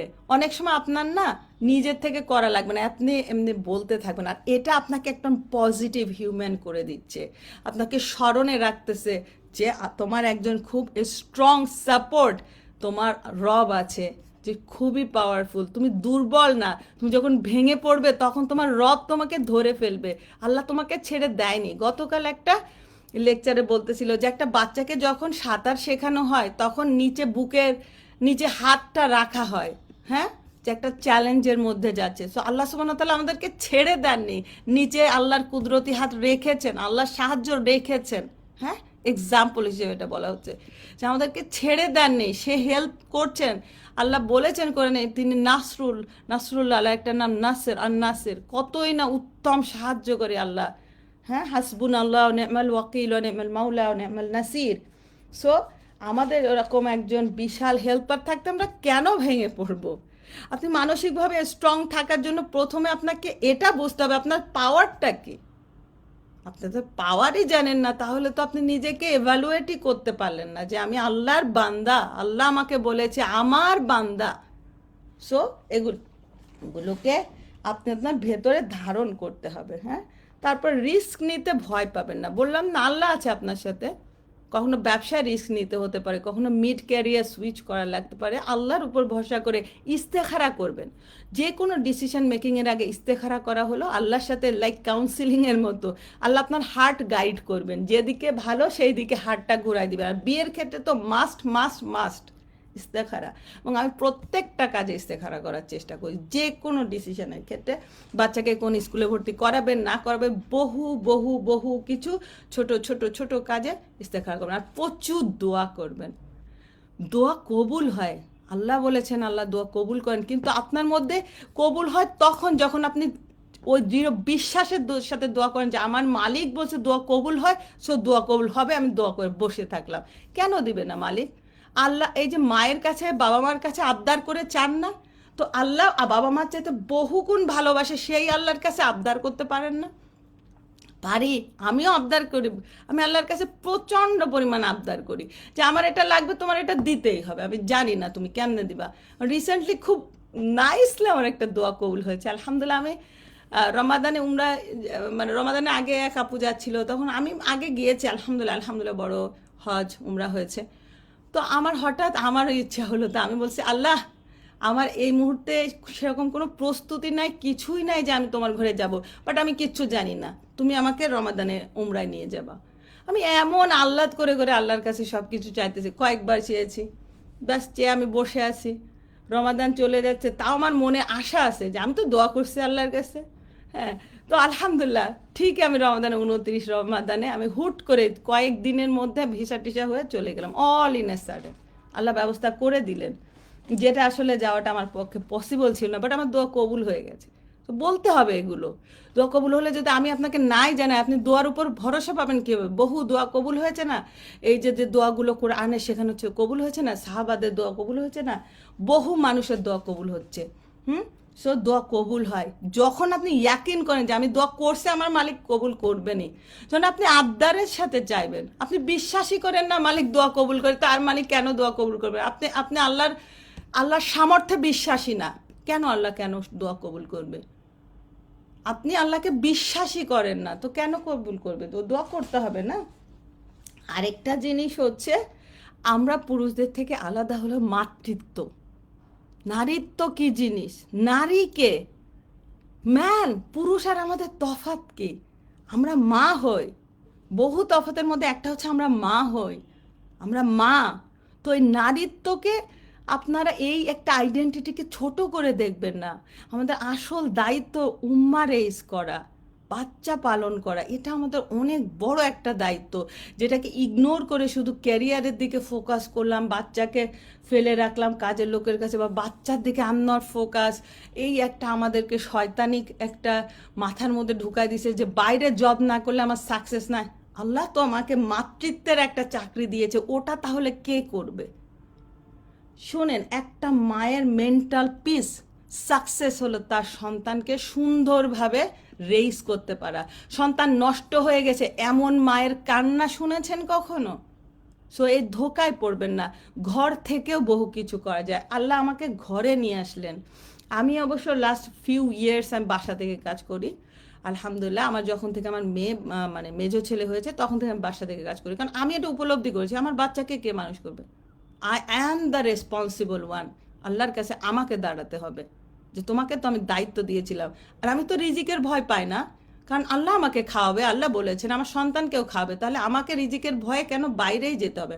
হ্যাঁ, আমার একটা ছোট বিজনেস আছে, মাশাল্লাহ আলহামদুলিল্লাহ। Japanese skin care, health care একটা পেজ আছে, বহু অনেক বছর থেকে করছি। সো এটা আছে, এই যে বিভিন্ন কাজ এটা সেটা করছি, আবার মাস্টার্স করছি, আবার আমি অ্যারাবিক ল্যাঙ্গুয়েজ শিখছি, আল্লাহর জন্য করছি। বিভিন্ন কাজে আমি নিজেকে ইনভলভ রাখি, প্রোডাক্টিভ কাজ, ভালো ভালো কাজ, এটা আমাকে আনন্দ দান করে। সো আল্লাহ কিন্তু আমার রিজিকে যদি 2 কোটি টাকা লেখা থাকে, 100 কোটি টাকা লেখা থাকে, একটা দানাও না খেয়ে আমি পৃথিবীতে থেকে যাব না, তকদিরের বিশ্বাস রাখেন, তাহলে আপনি স্ট্রেসড হবেন না। হ্যাঁ, ঘরে থাকতেও আপনার স্ট্রেস ফিল হবে না যে আমার রিজিক কে দিবে, উমুক দিবে তুমুক দিবে, আমাকেই করতে হবে। আল্লাহ ব্যবস্থা করে দিবেন, থ্রু বিভিন্ন মানুষের মাধ্যমে করে দেবেন। বা আপনি বাসা থেকেও কিছু করতে পারেন, আপনাকে বাসার বাহিরে যেয়ে আজকে অনলাইন প্ল্যাটফর্মটাও একটা দারুণ প্ল্যাটফর্ম। আপনি একটা ছোট বিজনেস করেন, রাসূল সাল্লাল্লাহু আলাইহি ওয়াসাল্লাম বলেছে 10 ভাগের 9 ভাগ বরকত রয়েছে বিজনেসে। আজকে দেখেন, যারা ওয়ার্ল্ড পলিটিক্স বুঝেন, টাকা যার ক্ষমতা তার। আজকে ইহুদিরা কেন এত ক্ষমতাদার? টাকা ওদের কাছে চলে গেছে, মুসলিমদের কাছে টাকা নাই, কারণ আমরা ব্যবসাবাদ দিয়ে আমরা দাসত্ব স্বীকার করেছি। দ্যাটস হোয়াট এই যে জব, কর্পোরেট জব। অথচ মুসলিমরা 100 বছর পেছনে গিয়েও দেখেন মুসলিমরা দাসত্ব কখনোই স্বীকার করেনি। এটা লা ইলাহা ইল্লাল্লাহর পার্ট, আমরা আল্লাহর দাস। সো বিজনেসে বেশি বেশি আসতে হবে। যখন কি বলে বিধর্মীদের চেয়ে মুসলিমদের হাতে টাকা বেশি, তারা ওয়ার্ল্ড রাজনীতিও তারাই তখন তারা কন্ট্রোল করবে, ঠিক আছে, যেটা এখন ইহুদিরা করেছে। সো আমরা বিজনেসকে হেট করা শিখে গেছি, আমাদেরকে মগজ ধোলাই করা হয়েছে। এটা থেকে বেরিয়ে আসেন। আমি আমার প্রত্যেকটা সন্তানের মাথায় এটাই ঢুকিয়েছি, তোমরা বিজনেস করবে। হ্যাঁ, পাশাপাশি তোমরা টিচিং করো, তোমার যা যা মানে ভালো লাগে তুমি সব দিকে করো। তোমার আর্ট ভালো লাগে তুমি ওটাও করো, যার যেটা ভালো লাগে, কিন্তু বিজনেসেও আসতে হবে। এটা ইবাদত হিসাবেও করতে হবে। একজন অনেস্ট বিজনেসম্যান নবী সিদ্দিকদের সাথে থাকবে, শহীদদের সাথে থাকবে, অনেস্ট বিজনেসম্যান। আমাদেরকে আসতে হবে। আমাদের মেয়েদের আইডল খাদিজা রাদিয়াল্লাহু আনহা, লুক অ্যাট হার, তাকে দেখেন, সে ফাইন্যান্সিয়ালি কতটা স্ট্রং ছিল। সেই সময়ের সবচেয়ে বড় লোকদের মধ্যে খাদিজা রাদিয়াল্লাহু আনহা, যে টাকা পরবর্তীতে সে ইসলামের জন্য ব্যয় করে গেছেন। খাদিজা রাদিয়াল্লাহু আনহা আমাদের জন্য বিশাল বড় মোটিভেশন। তার লাইফ পড়েন, কিভাবে তিনি রাসূল সাল্লাল্লাহু আলাইহি ওয়াসাল্লামকে সাহস জুগিয়েছেন, স্বামীকে শক্ত, মানসিকভাবে শক্ত করেছেন, স্বামীকে সাপোর্ট করেছেন মেন্টালি। তো আমাদের জন্য বিবি হাজেরা, দেখেন ইব্রাহিম আলাইহিস সালাম যখন তাকে তার সন্তান সহ মরুভূমির মাঝে ফেলে দিয়ে এসছে, বিবি হাজেরার ঈমান কত বেশি যে সে মৃত্যু ভয় করে। সে জানে, সে যখন শুনছে ইব্রাহিম আলাইহিস সালামকে, সে জিজ্ঞেস করছে এটা কি আল্লাহর নির্দেশ। ইব্রাহিম আলাইহিস সালাম যখন সায় দিয়েছে তখন সে তাকে যেতে দিয়েছে, নিশ্চিত মৃত্যুর মুখে পড়েও, সন্তান এবং সে। কারণ সে তো বিলিভ করে আল্লাহকে, যে আল্লাহ আমাকে এখানে আনছে, সে আল্লাহ আমাকে খাওয়াবে, লাগবে না কোনো মানুষ, লাগবে না মরুভূমিতে পানি, লাগবে না কিছু, আল্লাহকে লাগবে। আল্লাহ আছে, আল্লাহ আমার দেখভাল করবে। কি ইমান দিয়ে খেয়েছেন এই বিবি হাজেরা, যে আজকে কোনো হাজি হজ শেষ হবে না, না উমরা হবে না হজ হবে, যদি না ওই 7টা দৌড় দেয় বিবি হাজেরার মতো। এই ইমানদার নারীকে কি আল্লাহ সম্মান দেয়নি? মারিয়াম আলাইহিস সালামের স্মরণ কি আল্লাহ করেনি কোরআনে? না এই আপনার হচ্ছে আসিয়া বিবির স্মরণ কি করেনি আমাদের কোরআনে? আয়েশা রাদিয়াল্লাহু আনহার ক্যারেক্টার নিয়ে যখন কথা বলেছে সেটা কি ডিফেন্ড করেনি আল্লাহ কোরআনে? কোথায় দেখেছেন মেয়েদেরকে আল্লাহ কষ্ট মানে অসম্মান দেখিয়েছে কোরআনে? বরং মেয়েদের পিরিয়ডের কষ্টটা নিয়েও বলেছে যে সেটা ভীষণ কষ্টের সময়, মাতৃত্বের কষ্ট নিয়ে বলেছে যে তোমার মা কষ্টের উপর কষ্ট সহ্য করে তোমাকে এতগুলো মাস পেটে রেখেছে। উফ বলো না, বাবা মা দুজনের ক্ষেত্রে বলছে উফ পর্যন্ত বলো না। আমরা বাচ্চাদেরকে না কোরআন বুঝাতে পারিনি যে কি মর্যাদা, কি সম্মান দিয়েছেন আল্লাহ আমাদের নারীদের। কোথাও আমাদেরকে খাটো করা হয়নি। যারা ইসলাম জানে না, নিজের থেকে স্টাডি করেনি, তারাই হীনমন্যতায় ভুগে। আমরা মেয়েরা হীনমন্যতায় ভুগছি যে আমাদের সম্মান কোথায়। আমাদের পায়ের নিচে জান্নাত রাখা হয়েছে, আমাদের পেট দিয়ে আমরা পুরুষ জন্ম দিচ্ছি, আমরা উম্মা জন্ম দিচ্ছি, আল্লাহর ওবিডিয়েন্ট হয়েছি। কেন আমাদের সম্মানটা আমরা নিজেরা বুঝতে পারছি না? আমরা টু মাচ রেসপেক্টেড। আমরা একটা ঘরের রানী, আমাদের কাছে দায়িত্ব দিয়ে দেওয়া হয়েছে ঘরে শৃঙ্খলা নিয়ে আসা। এই যে রসুলের সুন্নাহ জীবনে ফিরে আসতে হবে, আপনাকে আপনার সংসারের হাল ধরতে হবে। আপনি ঘরের রানী, এই ঘরের নিয়ম কারণ আপনি চালাবেন, আপনি সিস্টেম করবেন। দ্রুত ঘুমায় আমরা তাহাজ্জুদে উঠবো, দরকার হলে 10 মিনিট 15 মিনিটের জন্য উঠবো। কোন কাপড়টা বেস্ট কাপড়, কাদের লাইফ যাবে স্মুথ, আল্লাহর রহমত বরকত, যে কাপড় উঠে তাহাজ্জুদে নামাজ পড়ে। হতে চান না হ্যাপি কাপল? ফর্মুলা তো দিয়ে দিয়েছে, ইসলামে সব কিছু আছে আলহামদুলিল্লাহ, শুধুমাত্র মেনে চলতে হবে। আচ্ছা, আরেকটা হচ্ছে আরেকটা বিষয় হচ্ছে আপনি কথায় কথায় মানুষকে ট্রাস্ট করতে যাবেন না। ট্রাস্ট করার আগে একটু সময় নেন। হ্যাঁ, রাসূল সাল্লাল্লাহু আলাইহি ওয়াসাল্লাম বলেছে মুমিন এক গর্তে দুবার যায় না। অনেকে কষ্ট দিছে, আবারও আপনি তাকে ট্রাস্ট করতেছেন। বিপদে বন্ধুর পরিচয়, একটু সময় নেন।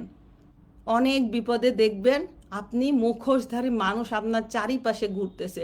এই জন্যই তো আপনি কোনো মুখোশধারী মানুষের উপর ডিপেন্ডেন্ট হবেন না, তার কাছে হ্যাপিনেস দিবেন না। এক সময় সে গায়েব হয়ে যাবে, বিপদেও থাকবে না, তাহলে তো আপনি ভেঙে পড়বেন।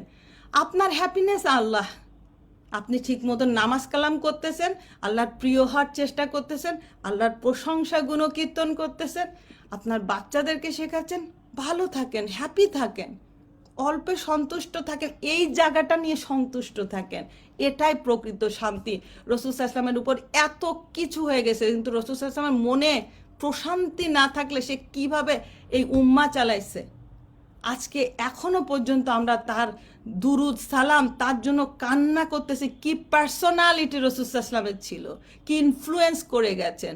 সো তার মতো হতে গেলে তার লাইফ স্টাইল ফলো করবো না? তিনি কি খেতেন, তিনি কখন ঘুমাতেন, তিনি কি করতেন, তিনি কি দোয়া পড়তেন, এগুলো অবশ্যই ইনশাল্লাহ পড়তে হবে। আরেকটা হচ্ছে সেট বাউন্ডারি। বাউন্ডারি সেট করে আপনি জানেন একটা মানুষের সাথে দীর্ঘ সময় মেশার পরে আপনি জানেন, ইভেন আপনার হাজব্যান্ডের ক্ষেত্রে হতে পারে, আশেপাশের মানুষ সে কন্টিনিউয়াস আপনাকে মক করেই যাচ্ছে আর আপনি সহ্য করতেছেন। আপনি ভাবতেছেন এটাকে সবর বলে। না, সবরের সংজ্ঞাটা কিন্তু আলাদা। সবরের সংজ্ঞাটা হচ্ছে আপনার জীবনে যত ঝড় বাতাস বয়ে যাচ্ছে, যত বিপদ আপদ আসছে, তাও আপনি আল্লাহকে ধরে আঁকড়ে আসেন, আপনার ইমানকে ধরে আঁকড়ে আসেন, আপনি হেঁটে যাচ্ছেন। অনেকে মনে করে রাগ যে করে না তার সবর রয়েছে, না, ওটা গদাব বলে। সবর ডিফারেন্ট। সবর হলো আল্লাহর উপর আপনি আপনার ফেইথটা ধরে রেখেছেন আর আপনি হেঁটে চলেছেন। আপনাকে বিপদ আপদ দুলায় ফেলতেছেন, বাট আপনি ভেঙে পড়তেছেন না, আপনি আল্লাহকে ধরে রেখেছেন, সেটাকে বলে সবর। হ্যাঁ, কেউ আপনার সাথে কন্টিনিউয়াস মিসবিহেভ করতেছে আর আপনি বারবার ক্ষমা করে তার সাথে সেট বাউন্ডারি, যে তুমি যদি ভালো বিহেভ না করতে পারো তাহলে সরি, আমার রেসপেক্ট আমাকে রাখতে হবে, আমার সাথে মিশতে হলে আমাকে রেসপেক্ট করে চলতে হবে। রেসপেক্ট আপনাকে কেউ দিবে না যদি আপনি নিজেকে নিজে রেসপেক্ট না করেন। আপনি যদি চান যে আমাকে এই ধরনের ব্যবহার করুক, এটা আমি ডিজার্ভ করি, তাহলে আপনি নিজেকে রেসপেক্ট করেন না। ইসলাম কখনোটা বলেনি। সো এটা নিয়ে আপনি যে মেন্টাল ডক্টররা রয়েছে বা আমাদের সাইকোলজি বলেন বা আমাদের ইসলাম বলেন, আমাদের নারীদেরকে অনেক সম্মান দিয়েছে, অনেক ফ্রিডম নিয়েছে। সেই সাহাবার আমলের ঘটনাগুলো দেখেন, কোনো নারীকে কখনো অসম্মান করা হয়নি। একজন মহিলা সাহাবি, খাউলা ওনার নাম, তো উনি রসুল সাল্লামের কাছে গেছেন যে আমার স্বামী আমাকে অ্যাবিউজ করেছে, আমার স্বামী সেই সময় আরবে তালাক না দিলে একটা কথা বলে হ্যাং করে রাখা যেত যে তুমি আমার মার মতো হয়ে গেছো, এটাকে জিহার বলে, হ্যাঁ, কোরআনে। তো সে এটা করেছে তার হাজব্যান্ড, তাকে বলেছে, তার মানে সে তার সাথে নর্মাল রিলেশনশিপ হাজব্যান্ড ওয়াইফের মতো থাকবে না, আবার ডিভোর্সও দিয়ে দেয়নি। তো সে এসে কমপ্লেন দিয়েছে, রসুল আসলামের সাথে রীতিমতো তর্ক বিতর্কে জড়িয়ে যাচ্ছে। আমি রসুল আসলামের কাছে ওইটা মানে কি বলবে, রসুল আসলামের কাছে পর্যাপ্ত সেই ইনফরমেশন ছিল না বা এই ধরনের কিছু হয়েছে। তখন উনি আবার দোয়া করছে মহিলা সাহেবী, এ আল্লাহ তুমি তোমার নবীকে জানাও, এবং সাথে সাথে আল্লাহ সুবহানাহু ওয়া তাআলা নাজিল করেছেন আয়াত। সেখানে ওই মহিলা সাহাবীকে আল্লাহ সুবহানাহু ওয়া তাআলা এটা বলেনি যে তুমি আমার রসুলের সাথে এভাবে কেন কথা বললে, না, আল্লাহ সুবহানাহু ওয়া তাআলা সেখানে জানিয়ে দিয়েছেন এক নারী তোমার কাছে এসেছে, এটা তুমি তাকে এটা বলো। হ্যাঁ, তো আমাদের মেয়েরা ইভেন আপনার ওমর রাদিয়াল্লাহু আনহু যখন একটা নিকার একটা মানে মোহর ফিক্স করে দিতে চেয়েছে, তখন এক নারী উঠে দাঁড়াইছে, বলছে কেন আপনি নিকা মোহর ফিক্স করে দিচ্ছেন, কোনো নারীর মোহর হতে পারে অনেক টাকা, আপনি তাকে অসম্মান করতেছেন, আপনি মোহর কমায় দিচ্ছেন, তার মোহর হয়তো আরও বেশি। তো মেয়েরা প্রতিবাদী ছিল, তাদের যে পরিমাণ হক আল্লাহ দিয়েছে সেই পরিমাণ হক আদায় করার জন্য। আমি বলছি না বিদ্রোহী হতে, আমি বলছি খুব নরমভাবে ইসলামের যে হক, যে রেসপেক্ট, যে সম্মান দিয়েছে সেটা রিমাইন্ডার করা। আমরা অ্যাবিউসিভ হয়ে পায়ের নিচে পড়ে কাঁদতে থাকবো ডিপ্রেশনে, আল্লাহ এটা চাননি, আল্লাহ এটা চানও না। বাউন্ডারি, সেট বাউন্ডারি, এটা যে কোনো রিলেশনশিপের ক্ষেত্রে আপনি স্পষ্ট ভাষায় ক্লিয়ারলি বলে দেবেন আপনি কি চান।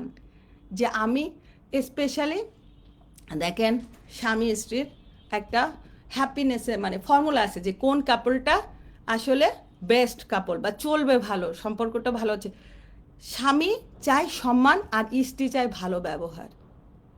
মেয়েদের ভালো ব্যবহার দিলে সে স্বামীর জুতাও পরায় দিতে পারবে, বা যে কোনো রিলেশনশিপ, নট অনলি হাজব্যান্ড, সে অনেক স্যাক্রিফাইস করতে পারবে। মেয়েরা এতই ভালো হয়, কিন্তু তার ভালো ব্যবহার দেওয়া লাগবে। পাঁজরের বাঁকা হাড় রসুল বলছে না, জোর না করতে ভেঙে যাবে। সো আমাদেরকে সুন্দর ব্যবহার করলে আমরা কিন্তু আসলে খুবই ভালো, কিন্তু এই জিনিসটাই সমাজে আজকাল পাওয়া যাচ্ছে না, আমাদের সাথে ব্যবহারটা ভালো করা হচ্ছে না। আবার অন দ্য কন্ট্রারি এটাও হচ্ছে আমরা স্বামীদেরকে সম্মান করছি না।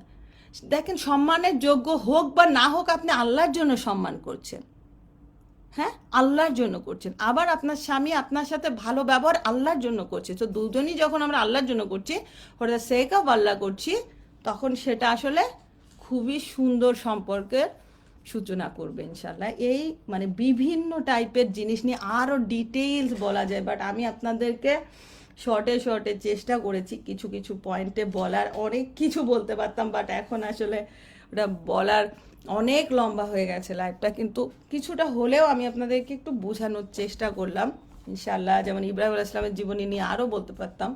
তো এখন আমার অনেক রিলস আছে, দেখবেন।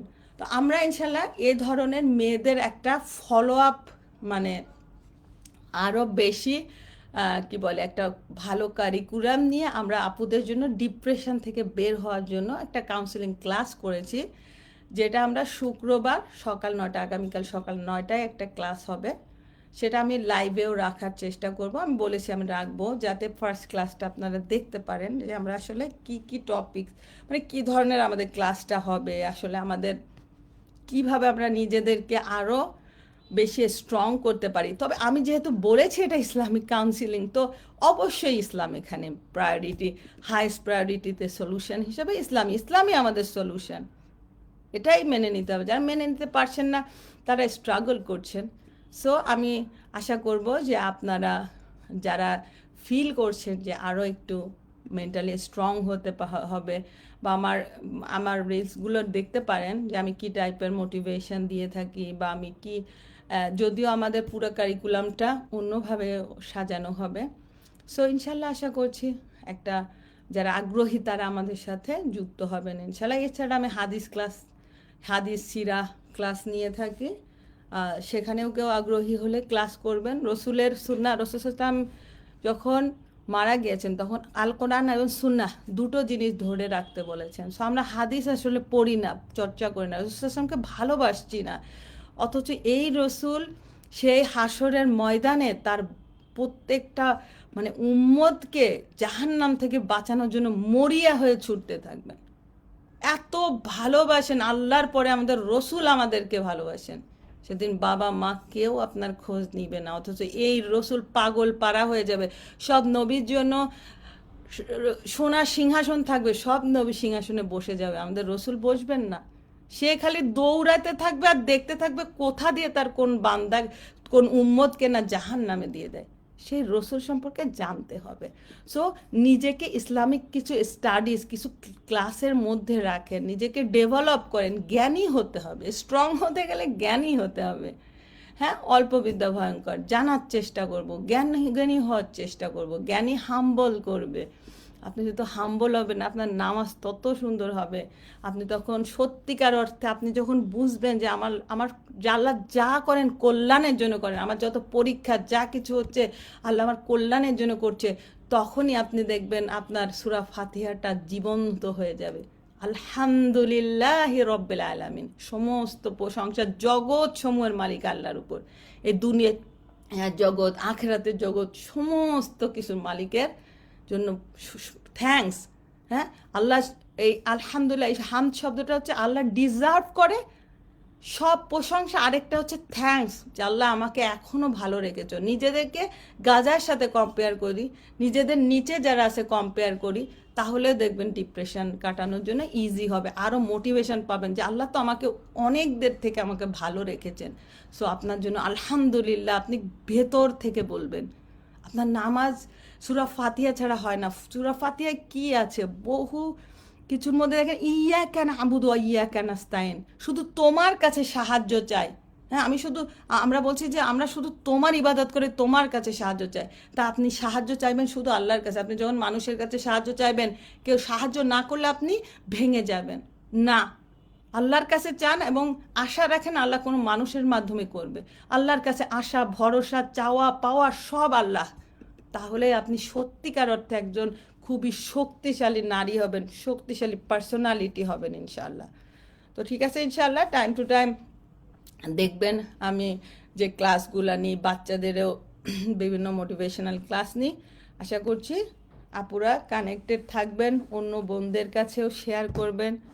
আর আবার কথা হবে ইনশাআল্লাহ। অনেক বেজে গেছে, যারা কষ্ট করে এতক্ষণ ক্লাসে ছিলেন সবাইকে অসংখ্য অসংখ্য ভালোবাসা, অসংখ্য ভালোবাসা। শেষ একটাই বলবো, মাথার মধ্যে গেঁথে রাখেন, এই একটা কথা মাথায় গেঁথে রাখেন, দেয়ালে লিখে রাখেন, যেখানে করেন, যে আল্লাহ আপনাকে ভালোবাসেন।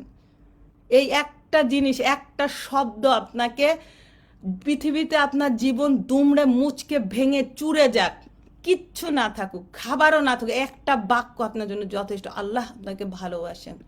আপনি যতই পাপ করেন নিজেকে আল্লাহ থেকে ডিস্টেন্স করবেন না। কখনো ভাববেন না পাপের কারণে আল্লাহ আপনাকে ভালোবাসবে না। না, আল্লাহর ভালোবাসাই স্থায়ী ভালোবাসা। অন্য সব ভালোবাসা আপ ডাউন করবে, কখনো লাইফ থেকে চলে যাবে। আল্লাহর ভালোবাসা স্থায়ী, হাইয়ুল কাইয়ুম, চিরস্থায়ী, চিরঞ্জীব। এটাই সেই ট্রু লাভ, এটাই সেই ট্রু লাভ, যার জন্য আমরা তার পাইতে থাকি। মেয়েদের এত ইমোশনাল, আমরা যে ভালোবাসা খুঁজতেছি, যে স্থায়ী ভালোবাসা, যে ডিপ ভালোবাসা, এটাই বান্দার সাথে আল্লাহর, সৃষ্টির সাথে স্রষ্টার ভালোবাসা। এই ভালোবাসা মানুষের মাঝে খুঁজবেন না, তাহলে আপনি ব্রোকেন হয়ে যাবেন। এই দেখেন রাসূল সাল্লাল্লাহু আলাইহি ওয়াসাল্লাম সেই ভালোবাসা। রাসূল সাল্লাল্লাহু আলাইহি ওয়াসাল্লাম বলতেন না, আমি আল্লাহ ছাড়া কাউকে যদি বন্ধু বানাতাম, আবু বকর বলেছিলেন, তাহলে আবু বকর রাদিয়াল্লাহু বন্ধু বানাতেন, আল্লাহকে বন্ধু বানিয়েছে। সো আপনি এমনভাবে আল্লাহর কাছে, আপনার কেউ কষ্ট দিয়েছে, আল্লাহর সাথে গল্প করেন। কেউ সময় দিচ্ছে না, আল্লাহ ওখানে বসেই আছেন, আমার বান্দা কখন আমাকে ডাকছে, আল্লাহ আমাদেরকে সময় দিচ্ছেন।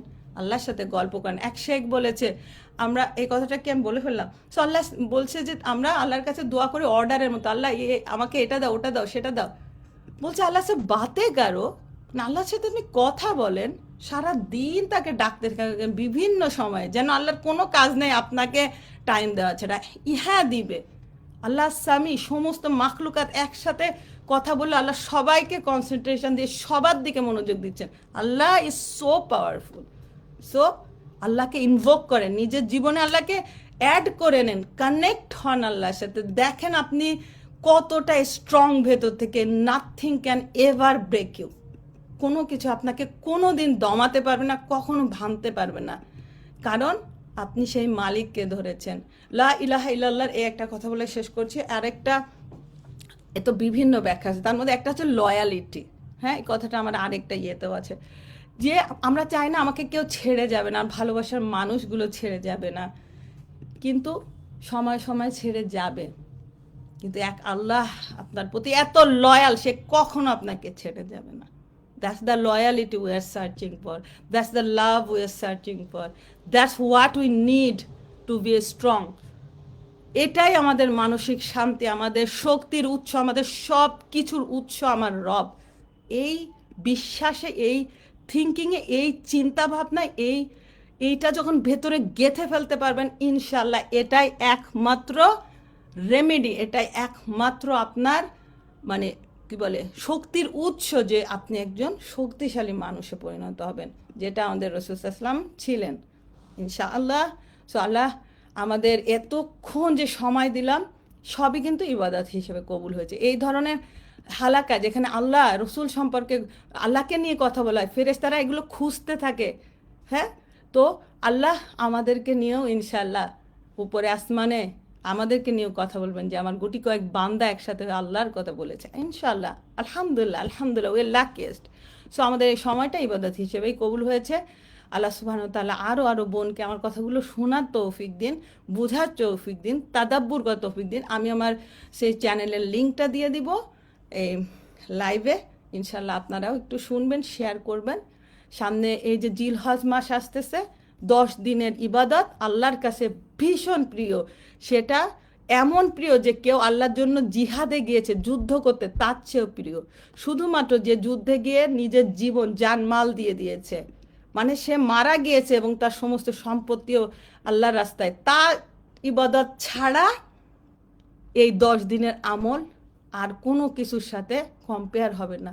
হ্যাঁ, সো এই সামনে যে 10 দিন আসছে, এই 10 দিনে হলেও আপনি প্রত্যেক দিন কয়েক ঘন্টা শোনেন আল্লাহর কালামে, আল্লাহ বলতে সেটাকে মানুষকে দেন, বেশি বেশি দান সাদাকা করার চেষ্টা করেন। পিরিয়ড অবস্থায় আপনি নামাজ ছাড়া সমস্ত কিছু ইবাদত করতে পারবেন। এই সময় শয়তান ওয়াসওয়াসা দেয় যে আরে বাবা আমার তো এখন আর কিছু করে না, আপনি জিকির আজকাল সমস্ত কিছু করতে পারবেন। তসবিহ নিয়ে বসেন, 10 লাখ বার পড়ে ফেলেন 10 দিনে, আপনার নামাজ নেই, আপনি তসবিহ পড়েন, পারবেন আপনি ইনশাআল্লাহ। কিন্তু 10টা দিনকে আমরা প্রোডাক্টিভ ডে বানাবো, কারণ আল্লাহর কাছে 10 দিনের ইবাদত প্রিয়। আল্লাহর কাছে যা প্রিয় তাই হওয়ার চেষ্টা করব, আল্লাহ যা ভালোবাসে তাই করার চেষ্টা করব। তবে না আল্লাহ আমাকে, আল্লাহ তো এমনিই ভালোবাসে, তখন আল্লাহ আমার জন্য বড় বড় জান্নাত দিবেন। সেখানে আল্লাহর জান্নাতের ছাদ হচ্ছে আল্লাহর আরশ, আমরা যে আল্লাহর সান্নিধ্যে থাকবো, আমরা সেই আল্লাহকে দেখতে পাবো, যে আল্লাহ এত সুন্দর করে পৃথিবী বানিয়েছেন, জান্নাত বানিয়েছেন, না জানি আমার আল্লাহ কত সুন্দর। ইনশাআল্লাহ, ইনশাআল্লাহ জান্নাতেও জন্য এরকম আমরা একসাথে হতে পারি, আল্লাহ সে তৌফিক দিন। আল্লাহ আমাদের সবাইকে দুনিয়া এবং আখিরাতে কল্যাণ দান করুন। রব্বানা আতিনা ফিদ দুনিয়া হাসানা ওয়া ফিল আখিরাতি হাসানা ওয়া কিনা আযাবান নার। আমাদের স্বামী স্ত্রীদেরকে আমাদের কুররাত আয়ুন বানিয়ে দেন, চোখের শীতলতা বানিয়ে দেন, আমাদের রিজিক ইমান আমল বাড়িয়ে দেন, আমাদেরকে সেই নারী হতে সাহায্য করুন যে নারীরা ইমানকে স্ট্রং করেছে, আল্লাহ তাদের মতো হওয়ার তৌফিক দিন। আমিন রব্বাল কারীম। সুবহানাকা আল্লাহুম্মা ওয়া বিহামদিকা নাশহাদু আল্লা ইলাহা ইল্লা আনতা নাস্তাগফিরুকা ওয়া নাতুবু ইলাইক। আসসালামু আলাইকুম ওয়া রাহমাতুল্লাহি ওয়া বারাকাতুহু।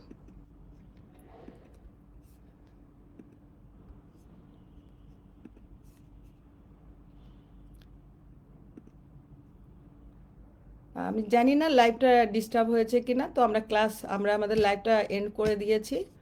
আসসালামু আলাইকুম ওয়া রাহমাতুল্লাহি ওয়া বারাকাতুহু।